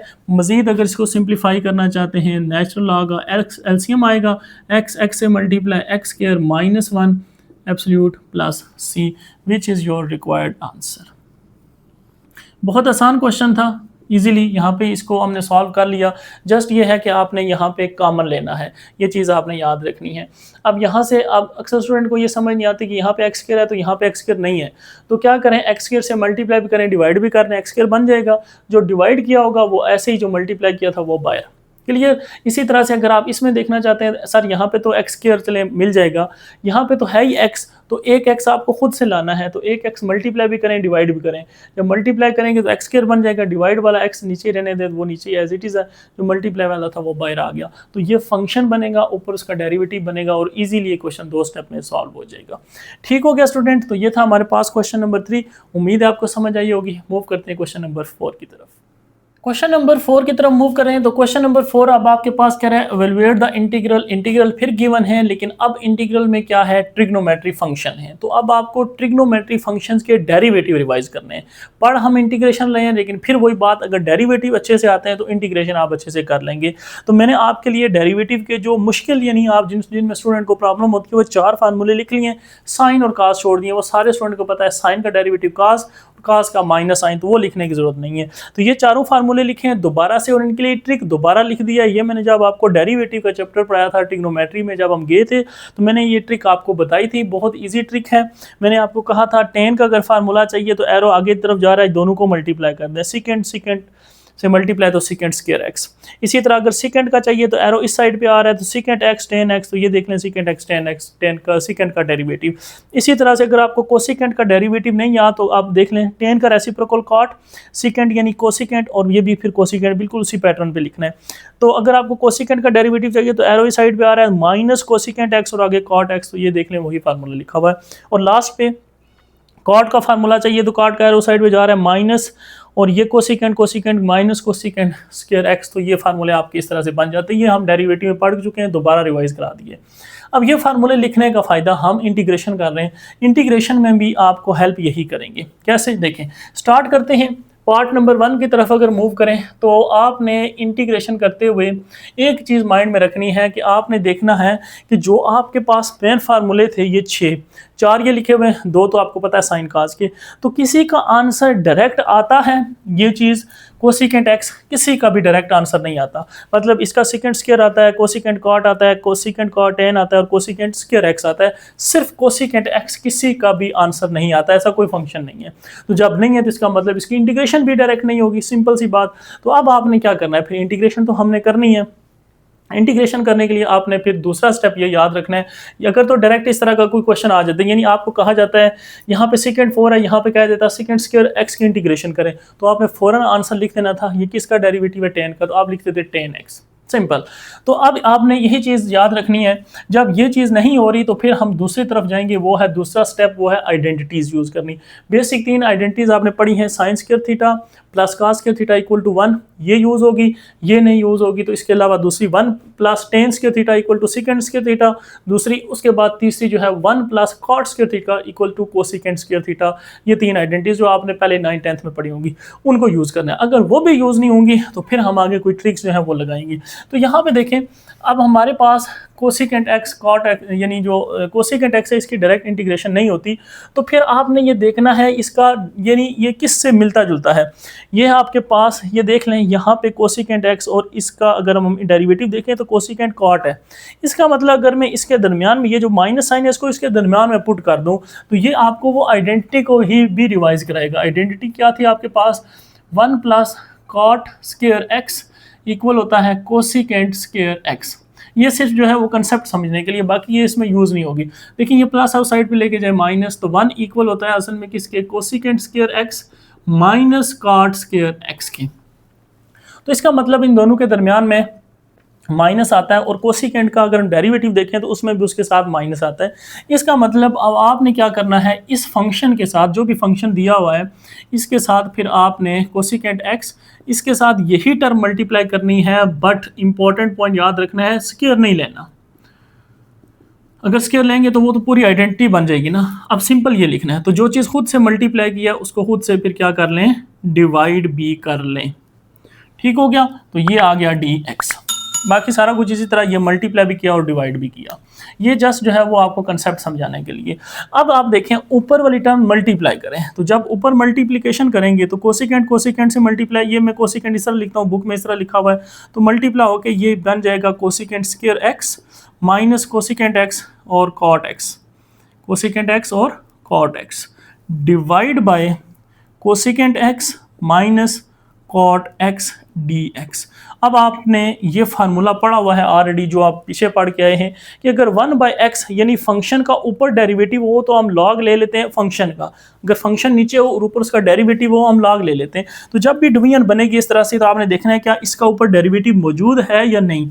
अब सबसे पहले देखें कोसेकेंट का डेरिवेटिव, फिर वही बात, डेरिवेटिव इसलिए मैंने पहले लिखे हैं, वेरी इंपॉर्टेंट। अब कोसेकेंट का डेरिवेटिव देखें क्या होता है, minus cosecant x cos x. तो देखें कोसेकेंट का डेरिवेटिव क्या है, minus cosecant x cot x, यानी सर यस इसका डेरिवेटिव ये मौजूद है। एरो सिर्फ समझाने के लिए लगा रहा हूँ। अच्छा आप मुझे बताएं माइनस कॉट, सिर्फ कॉट एक्स का डेरिवेटिव बताएं पहले। तो कॉट एक्स का डेरिवेटिव था माइनस कोसेकेंट स्क्वायर एक्स। अब अगर माइनस का पूछूं तो माइनस उस माइनस के साथ मल्टीप्लाई होकर प्लस हो जाएगा, तो माइनस कॉट एक्स का डेरिवेटिव सिर्फ कोसेकेंट स्क्वायर एक्स बनेगा। तो यस इसका डेरिवेटिव ये पड़ा हुआ है कोसेकेंट स्क्वायर एक्स, ये इसका मतलब इसका डेरिवेटिव ये मौजूद है। तो इसका मतलब इस पूरे फंक्शन का ऊपर डेरिवेटिव मौजूद है, यानी आपके पास फंक्शन एक्स ऊपर उसका डेरिवेटिव 1 मौजूद था, लॉग लेते फंक्शन का, तो सिंपल यहाँ पे भी आपने ये कर देना है अब कि therefore natural log of function, function का हम क्या करते हैं लॉग ले लेते हैं, क्योंकि ऊपर उसका क्या मौजूद है, डेरिवेटिव मौजूद है, और प्लस सी लगा लेंगे which is your required answer. ठीक हो गया बच्चों, क्वेश्चन आसान होंगे लेकिन बात वही है, इसमें कंसेप्ट्स काफ़ी सारे हैं, काफ़ी सारी चीज़ें हैं जो आपको समझनी है, याद नहीं करनी। याद फिर बताएं, याद करेंगे तो आपका पेपर में कभी भी काम जो है वो सही नहीं होगा। अब आते हैं जी कॉट स्क्वायर एक्स की तरफ। फिर वही बात, जो स्टेप बताएं उनको याद रखें। क्या कोई ऐसा सवाल, कोई ऐसा जवाब नज़र आ रहा है उन चारों में जिसमें कॉट स्क्वायर आए? नहीं नज़र आया, इसका मतलब डायरेक्ट कॉट की भी इंटीग्रेशन नहीं होती। दूसरा स्टेप बताया है आइडेंटिटी की तरफ जाएं। अब कॉट की आइडेंटिटी क्या होती है, मैंने अभी आपको बोली है, ये तीसरी आइडेंटिटी लिखी। अगर मैं दूसरी आइडेंटिटी लिखूं, या यहाँ से अगर हम देखें इसमें कॉट है, दूसरी में तो 1 प्लस क्या होता है 10 इक्वल टू सेकेंड होता है, तो उसमें तो कॉट है नहीं, इसमें कॉट है, तो इसी को दोबारा यूज़ करें अगर, तो यहाँ से कॉट की वैल्यू निकालनी है, तो 1 उस साइड पर जाके माइनस, तो आप लिखेंगे cosecant square x minus 1 identity होती है सर इसकी। ठीक हो गया, देख लें पैटर्न वही है, उसी पैटर्न पे चले, आइडेंटिटी यूज़ कर रहे हैं, दूसरे स्टेप पे चलेंगे। अब इसकी भी इंटीग्रेशन करनी है डायरेक्ट, और इसकी भी करनी है, तो अब इसकी भी इंटीग्रेशन लिख लें और माइनस इसकी भी 1 की भी इंटीग्रेशन कर लेंगे। अब 1 की तो मसला नहीं है, 1 बाय निकाल के इंटीग्रल डिफरेंशियल कैंसिल। फिर वही बात, अब इसकी इंटीग्रेशन क्या डायरेक्ट कोई है हमारे पास आंसर, तो इसकी इंटीग्रेशन भी डायरेक्ट हो जाएगी। अब मैं देखें डायरेक्ट क्वेश्चन से नहीं नजर आएगा, हो सकता था मैंने आपको कहा था आगे सॉल्व करते हुए कहीं बीच में आ सकती है। तो यस आप देखें लास्ट पे ये minus cosecant square x cot की इंटीग्रेशन यानी कॉट का डेरिवेटिव लें तो ये आता है, इसका मतलब इंटीग्रेशन होगी इसकी। तो यहाँ से आप डायरेक्ट क्या लिख सकते हैं इसकी इंटीग्रेशन माइनस कॉट एक्स। कैसे लिखना है फार्मूला देख लेना, क्योंकि इसके साथ माइनस है उस माइनस को इस साइड पे शिफ्ट कर दें तो आपके पास कोसेकेंट की इंटीग्रेशन बन जाएगी minus cot x. But derivative याद रखें इंटीग्रेशन खुद ब खुद हो जानी है, मसला नहीं है। माइनस एक्स ये वही बात कैंसिल, तो यहाँ से जस्ट क्या रह जाएगा एक्स रह जाएगा और प्लस कॉन्स्टेंट ऑफ इंटीग्रेशन सी लगा लें तो ये लें आपका आंसर आ गया। इतना सा काम है। आप देखें 2 स्टेप में, लेकिन अगर आपको कंसेप्ट क्लियर होंगे समझ आएगी तब बात है। नेक्स्ट चलते हैं जी पार्ट नंबर 3 की तरफ। यहाँ पे आप देखें आपके पास सेकेंड 4 है। अब 4 तो कहीं भी मुझे पता नहीं है, तो मैं इसको ब्रेक कर लूँ अगर मैं, तो मैं इसको ऐसे लिख सकता हूँ इंटीग्रल सेकेंड स्क्वायर है तो मैं इसको 4 है तो स्क्वायर मल्टीप्लाई स्क्वायर लिख लूँ। अच्छा अब हमने क्या करना है 2 ब्रेक कर लिए, अब 2 फंक्शन आ गए, इसका मतलब डायरेक्ट जो है वो सेकेंड स्क्वायर इंटीग्रेशन तो होती है, लेकिन वो एक अगर हो, ये 2 आ गए, इसका मतलब किसी एक को चेंज कर लेते हैं। किसी एक को चेंज किस में करेंगे, फिर वही बात सेकंड स्टेप किस पे जाएंगे, आइडेंटिटी की तरफ जाएंगे। और आइडेंटिटी सेकंड की जो मैंने आपको भी बोली थी ये 3rd है, सेकंड आइडेंटिटी रिवाइज करें। सेकंड आइडेंटिटी क्या होती है हमारे पास 1 + tan स्क्वायर थीटा, मतलब x अगर लिख लेते हैं equal to second square x। तो जहाँ सेकंड स्क्वायर एक्स है वहाँ पे हम 1 + tan स्क्वायर यूज़ कर सकते हैं बिल्कुल। तो आपके पास 1 + tan स्क्वायर एक्स और इसके साथ ये वाला आप second square x as it is, एक को रख लें एक को चेंज कर लें। अब अगर आप इसको दोबारा मल्टीप्लिकेशन करें इसकी, तो सेकंड 1 से multiply second square x, yes अब वो डायरेक्ट नज़र आ रही है आपको, बात समझ आ रही होगी, प्लस ये इसे मल्टीप्लाई तो tan x और इसके साथ मल्टीप्लाई हो रहा है सेकंड स्क्वायर एक्स और dx। अब इसकी भी इंटीग्रेशन करनी है इसकी भी करनी है, तो यहाँ पे therefore integration of second square x, इसके भी इंटीग्रेशन कर लेते हैं, plus sign integration of tan square x और इसके बाद इसके साथ क्या है सेकंड स्क्वायर एक्स और dx। अब स्टूडेंट सेकंड स्क्वायर एक्स आप देख रहे हैं किसका डेरिवेटिव होता है, तो वो आपके सामने है tan, तो इसका मतलब यहाँ पे सेकंड की इंटीग्रेशन क्या आएगी जस्ट tan x प्लस। अब यहाँ पे आपने देखना है कि इनमें से अगर एक कोई फंक्शन बना लूँ, मैं इसको कह लूँ ये फंक्शन है tan, तो इसका आगे डेरिवेटिव अगर मौजूद हो तो हम पावर रूल लगाएंगे, अदरवाइज नहीं। तो देखें tan का डेरिवेटिव क्या होता है सेकंड स्क्वायर एक्स, तो इसका मतलब ये आगे इसका फंक्शन, ये फंक्शन है ये इसका डेरिवेटिव है। यहाँ पे आप बेशक लिख लें ये आपके पास f(x) है और ये इस फंक्शन का डेरिवेटिव है। तो फंक्शन का आगे डेरिवेटिव मौजूद हो तो हम क्या करते हैं, हम पावर रूल लगाते हैं। जो बेसिक कंसेप्ट आया था कि अगर आपके पास फंक्शन सपोज x है तो इसका डेरिवेटिव आगे 1 मौजूद है तो तभी हम पावर रूल लगाते हैं, अदरवाइज पावर रूल नहीं लगाते। 1 लिखते नहीं है क्योंकि अंडरस्टूड x का डेरिवेटिव 1 ही होता है। तो अब यहाँ पे आके ये चीज़ों की आपको समझ आएगी कि यहाँ से अब हम इसके डेरिवेटिव को छोड़ देंगे क्योंकि हमने जस्ट पावर रूल लगाना है फंक्शन के ऊपर। तो इसका मतलब फंक्शन था tan x, तो इसके ऊपर पावर रूल इसमें एक ऐड कर देंगे 3 हो जाएगी, वही 3 नीचे डिवाइड करेंगे plus concept of integration c लगा लेंगे, तो ये आपके पास क्वेश्चन का कंप्लीट क्या आ जाएगा, आंसर आ जाएगा। ठीक हो गया, बात समझ आई। इसी तरह से अब आपने चलना है नेक्स्ट पार्ट नंबर 4 की तरफ। तो पार्ट नंबर 4 में सबसे पहले देखें कि क्या एक फंक्शन है एक नहीं है। अब 2 फंक्शन है और ऐसा कोई है जिसका डायरेक्ट डेरिवेटिव होता है, ऐसा नहीं है, और साइन और कास है। तो इसका मतलब अब यहाँ पे आपके पास ये मल्टीप्लाई हो रहे हैं, इन प्रोडक्ट को मैं अगर सम के फॉर्म में कन्वर्ट कर लूँ तो क्वेश्चन ईजी हो जाएगा। और ये कहाँ पर पढ़ा था, फर्स्ट ईयर में आपने पढ़ा था कि अगर फंक्शन प्रोडक्ट हो तो उसको हम प्रोडक्ट टू सम कैसे कन्वर्ट करते हैं, प्रोडक्ट टू सम। तो वो फार्मूला क्या था, देखें साइन और काज है, तो अगर मैं यहाँ पे साइन P लिख लेता हूँ मल्टीप्लाई कॉस Q लिख लेता हूँ, कोई भी 2, और आपने वहाँ पे 2 टाइम करके याद किए थे। तो 2 साइन P कॉस Q किसके इक्वल था, आपने फार्मूला याद किया होगा साइन P प्लस Q और इसी तरह से प्लस कॉस, अब आपके पास साइन और यहाँ पे आ जाएगा साइन P माइनस Q। अब ये बेसिक फंडामेंटल लॉ थे, sine P plus sine p plus q और साइन पी माइनस क्यू, यानी अल्फा प्लस बीटा में भी याद किए होंगे और ये पेपर में भी आते हैं, sine alpha plus beta proof करें या साइन अल्फा माइनस बीटा को प्रूफ करें कि वो किसके इक्वल होता है। तो उन दोनों फार्मूलों को जब ऐड करेंगे तो आपके पास 2 साइन पी और कॉस क्यू आ जाएगा। ठीक है, ये बेसिक आपने फर्स्ट ईयर में फार्मूला पढ़ा था, इसको रिवाइज कर लें और इसको आपने दोबारा से लिखना है इस क्वेश्चन में, तो ये क्वेश्चन इजीली सॉल्व हो जाएगा। तो अब आपके पास इस क्वेश्चन में P की जगह क्या है, P की जगह x है और Q की जगह क्या है, वो है 7x। तो इंटीग्रेशन फिर मेरे पास, अब मसला ये सर इसके साथ 2 था, तो हमारे क्वेश्चन में तो 2 नहीं है, तो मैं 2 बना सकता हूँ। कैसे? 2 को डिवाइड भी कर लूँ और ये 2 को साथ में मल्टीप्लाई भी कर रहा हूँ। ठीक हो गया। तो अब आपके पास ये फार्मूला जो है वो अप्लाई हो सकता है। इस पूरे की जगह अब हम ये फार्मूला अप्लाई करेंगे, बाहर वाला 1/2 एज इट इज़ लिख लेते हैं और इसकी जगह हम कंप्लीट ये फार्मूला लिख लेते हैं।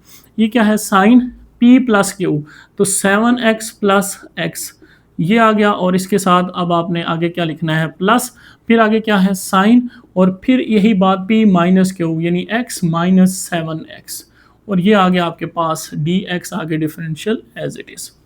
क्लियर हो गया। ये फार्मूला जस्ट मैंने यहाँ पुट कर दिया, p और q की जगह ये वैल्यूज क्वेश्चन से देख के पुट कर दी। तो 1/2 इंटीग्रेशन ये क्या आ जाएगा 8x और यहाँ से आपके पास आ जाएगा माइनस साइन 6x। अब आपको ये थोड़ा सा मे भी कन्फ्यूजन होगी कि माइनस क्यों आ गया, x माइनस 7x तो माइनस 6x, तो वो जो माइनस है वो बाहर आ गया। क्यों कि आपने ये चीज़ पढ़ी हुई है, साइन के एंगल में अगर माइनस आए तो वो माइनस को बाहर निकाल देता है, लेकिन अगर कॉज में माइनस आए तो वो क्या हो जाता है, वो प्लस आ जाता है, उसमें माइनस खत्म हो जाता है, यानी कॉज माइनस को खा जाता है। और टेन जो है वो साइन और कॉज से बनता है, तो उसमें भी ज़ाहिर बात है माइनस आ जाएगा। ठीक है, साइन और कॉज में ये चीज़ याद रखनी है, आपने आइडेंटिटी या बेसिक फर्स्ट ईयर में पढ़ी होंगी। अच्छा, अब इसके बाद आपने इसकी भी इंटीग्रेशन करनी है और इसकी भी करनी है। तो 1/2 एज इट इज़ इंटीग्रेशन करनी है बच्चों साइन 8x की, dx माइनस इंटीग्रेशन करनी है साइन 6x की और dx। अब एक बात याद रखनी है, 1/2 इससे मल्टीप्लाई किया तो इससे भी कर लें, ठीक है, दोनों से मल्टीप्लाई कर लें। तो अब आपके पास 1/2। अब सर मुझे साइन एक्स की इंटीग्रेशन भूल गया, अगर आपको साइन एक्स की इंटीग्रेशन भूल गया तो कोई मसला नहीं, डेरिवेटिव याद रख लें। साइन का डेरिवेटिव, सबसे पहला कंसेप्ट साइन और कास का डेरिवेटिव आपने याद किया, तो साइन का डेरिवेटिव कास होता है, कास का माइनस साइन होता है। आप बस डेरिवेटिव याद रखें, साइन का डेरिवेटिव क्या था, कॉस एक्स, तो इंटीग्रेशन में उसका उलट होता है, माइनस साइन साथ आ जाता है। तो साइन का डेरिवेटिव अब आपके पास इंटीग्रेशन क्या आएगी, माइनस कॉस एक्स।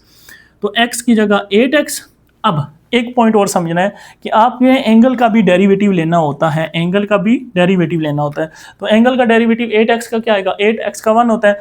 अब डेरिवेटिव को इंटीग्रेशन में डिवाइड किया जाता है एंगल के, लेकिन जो डेरिवेटिव होता है उसमें साथ मल्टीप्लाई किया जाता है। मैं थोड़ा रिवाइज करा देता हूँ आपको।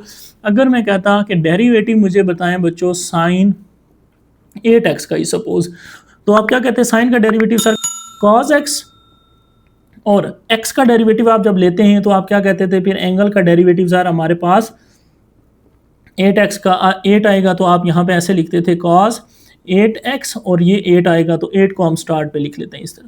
तो ये आप जो है वो डेरिवेटिव बताते थे sin 8x का। बात समझ आ गई। इसी तरह से अब आपने जैसे ये डेरिवेटिव निकाला है, देख रहे हैं एंगल के डेरिवेटिव को आपने साथ मल्टीप्लाई किया है। इंटीग्रेशन में काम सेम है, जस्ट इसको डिवाइड करेंगे नीचे। और मैंने आपको बताया साइन का डेरिवेटिव जो होता है वो होता है कॉस, लेकिन इंटीग्रेशन जो है वो माइनस कॉस हो जाती है, नेगेटिव साइन साथ आ जाता है। तो यहाँ से फिर इसका डेरिवेटिव क्या आएगा, 8 वो नीचे डिवाइड हो जाएगा, माइनस 1/2। फिर वही बात यहाँ पे माइनस कॉस 6x और एंगल का डेरिवेटिव 6 नीचे डिवाइड कर लेंगे, plus constant of integration c आ जाएगा। इसको सिंप्लीफाई करें तो 8 2 are 16, तो cos 8x डिवाइड बाय 16 और ये माइनस माइनस प्लस, ये 2 बल्कि हमने मल्टीप्लाई कर दिया है, तो अब इसकी ब्रैकेट की ज़रूरत नहीं है, ठीक है, क्योंकि हमने इस 2 को मल्टीप्लाई कर दिया है यहाँ पे, अब इस ब्रैकेट को लगाने की ज़रूरत नहीं है। तो plus cos 6x, 6 2 are 12 plus constant of integration c। तो ये जो है आपके पास इस क्वेश्चन का क्या आ जाएगा, कंप्लीट आंसर आ जाएगा। अब यहाँ पे थोड़ी सी कन्फ्यूजन होती है स्टूडेंट को कि साइन का डेरिवेटिव तो काज है, जो इंटीग्रेशन है वो माइनस काज कैसे होती है, तो उसको भी प्रूफ कर देता हूँ आपको आपके लिए यहाँ पे, ताकि आपको कोई भी जो कन्फ्यूजन है वो ना रहे। देखें, आपने लिखना है डेरिवेटिव d/dx साइन एक्स का। साइन एक्स का डेरिवेटिव क्या लिखते थे, कॉज एक्स। ये डिवाइड हो रहा है, उस साइड पे जाके मल्टीप्लाई करते हैं, ये ले। अब आपने इंटीग्रेशन लानी है, यहाँ पे भी लगाएं, यहाँ पे भी लगाएं, ये कैंसिल। देख लें कॉज की इंटीग्रेशन क्या आएगी फिर, साइन एक्स, लेकिन डेरिवेटिव क्या होता है, माइनस। इसका मतलब सर ने ठीक बताया, जस्ट माइनस साइन चेंज होता है।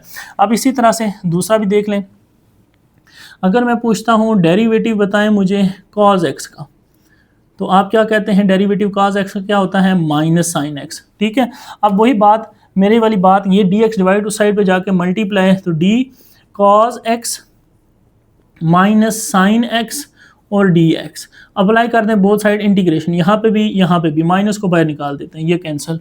तो साइन एक्स की इंटीग्रेशन क्या आएगी, माइनस इस साइड पे शिफ्ट हो जाएगा, माइनस कॉज एक्स।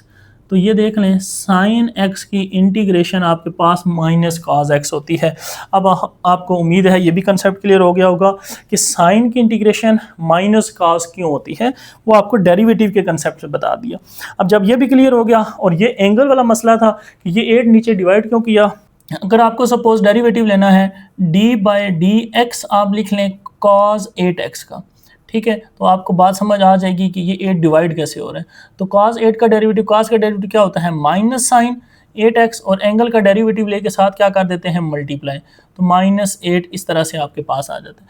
अब इंटीग्रेशन लेनी है, dx डिवाइड हो रहा है, उस साइड पे शिफ्ट कर दें, यहाँ से इसको कैंसिल करें और यहाँ पे dx को शिफ्ट करें। अब बोथ साइड क्या अप्लाई कर दें, इंटीग्रेशन, कांस्टेंट को बाहर रहने दें, ये लें, इंटीग्रल डिफरेंशियल कैंसिल हो जाएगा। तो अगर साइन 8x की इंटीग्रेशन देखनी है, तो ये -8 जो है वो इस साइड पे आके डिवाइड कर लें, cos 8x divide by 8, minus sine को आप यहाँ पे स्टार्ट में लगा सकते हैं, दोनों तरफ यानी मल्टीप्लाई कर दें। तो साइन 8x की इंटीग्रेशन आपके पास, अब आपको पता चल जाएगी -8x/8 जो है वो कैसे आती है, माइनस कॉज 8x/8 इस तरह से। आप अगर आपको इस तरह नहीं समझ आती तो आप इस तरह से उसका डेरिवेटिव भी लेके देख सकते हैं। ठीक हो गया स्टूडेंट, उम्मीद है आपको कंसेप्ट समझ आया होगा। मूव करते हैं पार्ट नंबर 5 की तरफ। पार्ट नंबर 5 की तरफ मूव करते हैं। पार्ट नंबर 5 में अब आप देखें कि ऊपर है cos cube minus sine cube, यानी अगर मैं कहूँ a cube minus B cube, तो a cube minus B cube का फार्मूला याद होना चाहिए। वो क्या होता है, a cube minus B cube, तो ये होता है a minus B into A square plus A B plus B का स्क्वायर। ये होता है आपके पास formula a cube minus B cube. आप इनको मल्टीप्लाई करके देखें, दोबारा यही टर्म आएगी। अगर आपको फार्मूला नहीं भी आता तो आप इस तरह बना सकते हैं। चलें जी, अब आपके पास क्या है, इसको ओपन करेंगे तो a माइनस बी, ठीक है, a की जगह cos x है, b की जगह sin x है, इंटू a का स्क्वायर यानी cos स्क्वायर x प्लस आगे b स्क्वायर पहले लिख लें बेशक, साइन स्क्वायर x और फिर ए बी यानी साइन x और cos x आपके पास एज इट इज आ जाएंगे। ठीक हो गया, डिवाइड बाय क्या है आपके पास, cos x minus sine x और ये ब्रैकेट क्लोज। ओके, आप देखें यहाँ से x cos x minus sine x ऊपर नीचे कैंसिल हो जाएंगे, और आपके पास ये जो है ये आइडेंटिटी है, इसको आप क्या कहते हैं, 1 कहते हैं। तो देयरफॉर क्वेश्चन आपका बहुत आसान हो जाएगा अगर आप देखें, सिंप्लीफाई करें, 1 प्लस जस्ट क्या रह गया, साइन x और cos x dx। अब इसकी इंटीग्रेशन करनी है, तो मतलब 1 की भी करनी है और इसकी भी करनी है इंटीग्रेशन। 1 की इंटीग्रेशन तो बहुत आसान है, और इसी तरह से साइन x और cos x की भी इंटीग्रेशन बहुत आसान होने वाली है। तो ये इंटीग्रल डिफरेंशियल कैंसिल, 1 बेशक बाहर आ गया तो ये कैंसिल, जस्ट क्या आ जाएगा, x प्लस। अब अगर इसको मैं फंक्शन मान लेता हूँ, यानी इसको मैं कह देता हूँ ये मेरे पास सपोज f ऑफ x है, तो क्या ये इसका डेरिवेटिव है आगे।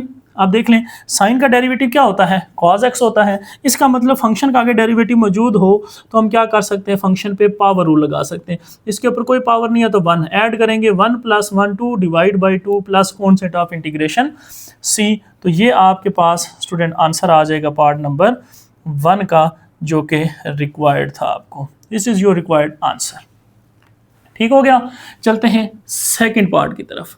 अब सेकंड पार्ट में देखें, आपके पास ऊपर cos 2x लिखा हुआ, यानी cos 2 थीटा का फार्मूला, डबल एंगल का फार्मूला अगर आपको आता है तो आपका क्वेश्चन आसान होने वाला है। यानी cos 2 थीटा अगर हम लिख लें, या यहाँ पे x है तो x लिख लें, ये किसके इक्वल होता है, ये होता है cos square x minus sine square x। Double angle identity first year में आपने जो आइडेंटिटीज़ पढ़ी थी वो सारी रिवाइज करनी है। अब इसको अगर मैं यहाँ पे रिप्लेस करूँ तो आप देख रहे हैं बहुत आसानी से ये सॉल्व हो जाएगा। Cos square x minus sine square x divide bye लिखा हुआ है sign X plus cos x D x. तो यहाँ से अब ये ए स्क्वायर माइनस बी स्क्वायर, ये आपको पता है फार्मूला हम पहले भी यूज़ कर चुके हैं, ए माइनस बी, ठीक है, और इसी तरह से A plus B cos X plus sine X divide by sine X plus cos X, plus में हम आगे पीछे लिख सकते हैं, कोई मसला नहीं है, डी एक्स। तो ये ऊपर नीचे प्लस वाली टर्म बिल्कुल सेम है, साइन एक्स कॉस एक्स, ये भी साइन एक्स कॉस एक्स, दोनों प्लस के साथ है तो कैंसिल हो सकती है। तो आपके पास जस्ट क्या रह गया, कॉस एक्स की इंटीग्रेशन करनी है आपने और माइनस साइन एक्स की इंटीग्रेशन करनी है। तो कॉस की इंटीग्रेशन क्या होती है हमारे पास, आप डेरिवेटिव याद रख लें, कॉस का डेरिवेटिव माइनस साइन, तो यहाँ पे जो इंटीग्रेशन है वो फिर अपोजिट यानी माइनस साइन के साथ क्या आ जाता है, प्लस, यानी चेंज कर देते हैं साइन।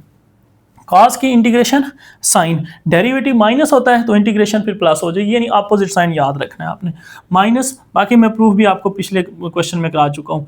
साइन की इंटीग्रेशन, अब साइन का डेरिवेटिव क्या होता है, कॉस, ठीक है, तो इंटीग्रेशन क्या होगी फिर माइनस कॉस, ठीक है, बस जो है वो इसमें याद रखना है, साइन को बस चेंज करना है, साथ मल्टीप्लाई कर देना है, प्लस कॉन्सेंट ऑफ इंटीग्रेशन, ये माइनस माइनस प्लस हो जाएगा।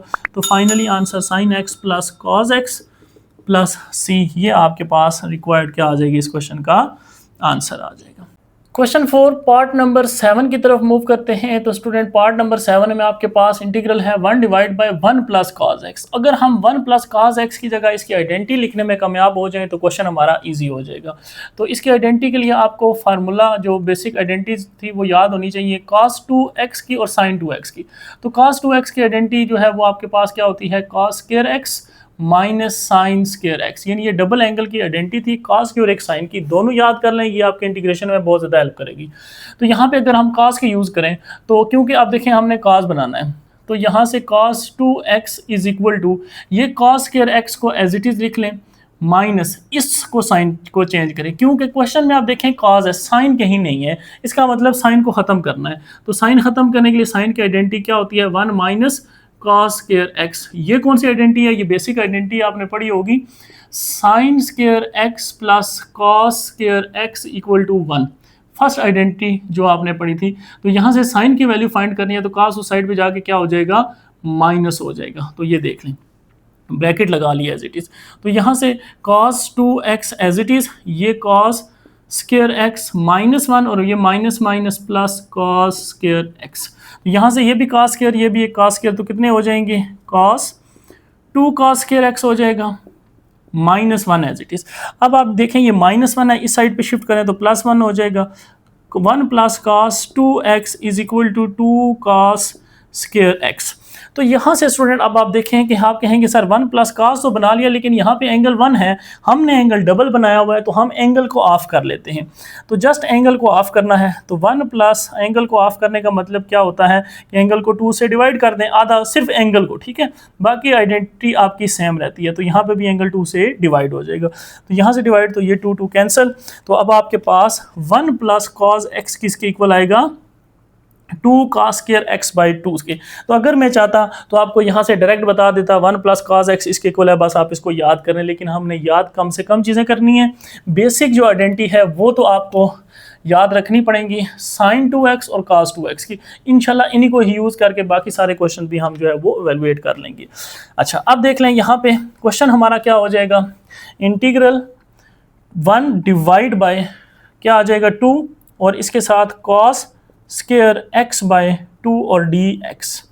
अब मज़ीद अगर इसको सिंप्लीफाई करना चाहते हैं तो 1 बाई 2 को बाहर निकाल लें, इंटीग्रेशन ऑफ, अब 1 बाई कॉस रह गया। अब 1 बाई कॉस क्या होता है, ये आपको पता है, 1 बाई कॉस करें थीटा अगर सपोज हमारे पास हो तो ये किसके इक्वल होता है, सेकेंड थीटा के।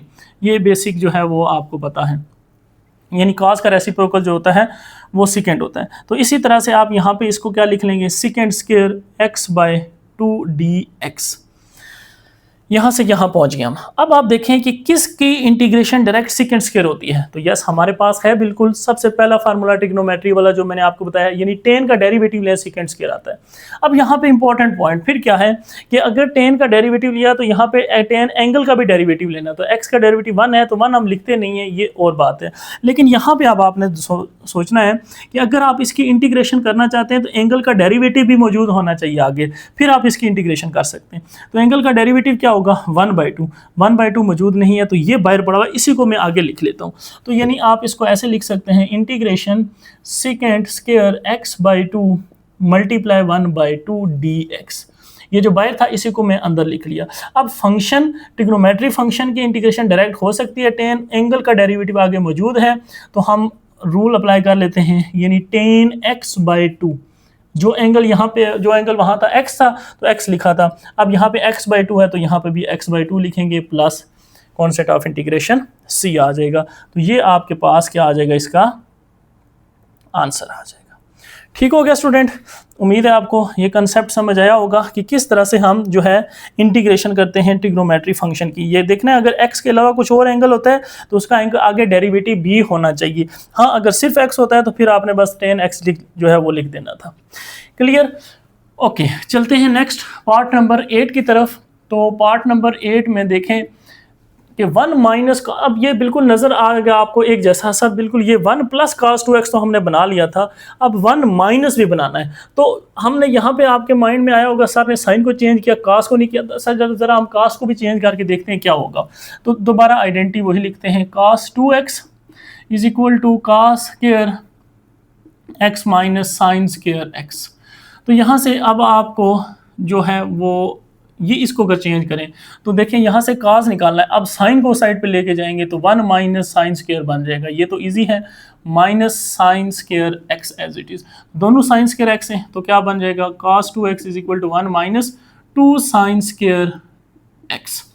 अब यहाँ से आपके पास ये इसको इस साइड पे शिफ्ट करें और इसको इस साइड पे शिफ्ट करें, दोनों को रोटेट करें, माइनस है इस साइड पे आके प्लस हो जाएगा 2 sine square x is equal to 1 minus plus है उस साइड पे जाके माइनस cos 2x।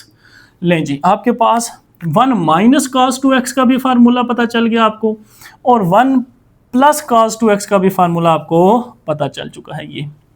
ठीक है, अब देख लें जहां पे 1 प्लस cos 2x है वहां पे हम क्या लिखेंगे और जहां माइनस है वहां क्या लिखेंगे। 1 माइनस cos 2x की जगह क्या लिखूंगा 2 sine square x divide bye, इसकी जगह क्या लिख लूंगा 2 cos स्क्वायर x dx। बात समझ आ गई? एक क्वेश्चन करने से देख लें बाकी क्वेश्चन में भी आपकी हेल्प हो रही है।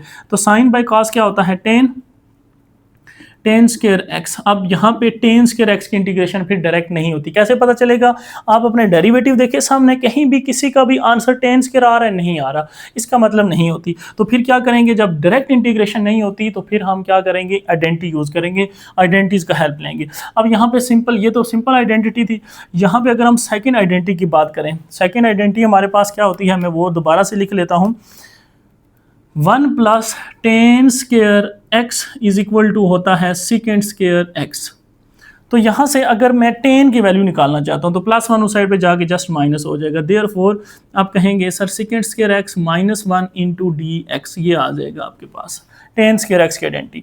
अब इसकी भी इंटीग्रेशन, इसकी भी इंटीग्रेशन, तो सेकेंड स्क्वायर x की भी इंटीग्रेशन करनी है आपको, -1 को बेशक बाहर निकाल लें, 1 dx इसकी भी इंटीग्रेशन करनी है। तो ये इंटीग्रल डिफरेंशियल कैंसिल हो जाएंगे। अब फिर आपने सोचना है सेकेंड स्क्वायर x किसी की होती है, यस ये tan है, हमेशा आपके पास पीछे भी देखा है। तो अब x है डायरेक्ट, तो आप बस डायरेक्ट लिखेंगे tan x माइनस, ये जस्ट क्या रह जाएगा x1 से मल्टीप्लाई x, सारी इंटीग्रेशन होगी तो प्लस कॉन्सेप्ट ऑफ इंटीग्रेशन लगा देंगे, क्या आ जाएगा c आ जाएगा, विच इज़ योर रिक्वायर्ड आंसर। ठीक हो गया स्टूडेंट, नेक्स्ट चलते हैं पार्ट नंबर 9 की तरफ, लास्ट पार्ट है हमारे पास। तो यहाँ पे इसमें देखें आपके पास फिर वही बात cos 2x minus cos 2 theta. अच्छा, इसको हमने integrate with respect to x करना है, ठीक है, ये मैंने थीटा लिखा हुआ है, इसको with respect to x integrate करेंगे। अच्छा, अगर इसको x के रिस्पेक्ट से इंटीग्रेट करेंगे जो थीटा होगा वो फिर क्या कंसीडर होगा, कांस्टेंट कंसीडर होगा, ठीक है। अच्छा, अब अगर देखें यहाँ पे तो ये cos 2x जो है हमारे पास, ये अगर इसको देख लें तो ये 1 इसमें है। अगर यहाँ पे देखें तो cos 2x में भी 1 प्लस भी हो रहा है और 1 माइनस हो रहा है, यानी 1 प्लस माइनस का सीन है। तो अगर मैं यहाँ पे 1 ऐड भी कर लूँ और 1 सब्ट्रैक्ट भी कर लूँ, यानी cos 2x यहाँ पे +1 लिख लो, -1 आगे जो टर्म है ये as it is 2 theta divide by cos x minus cos theta d theta.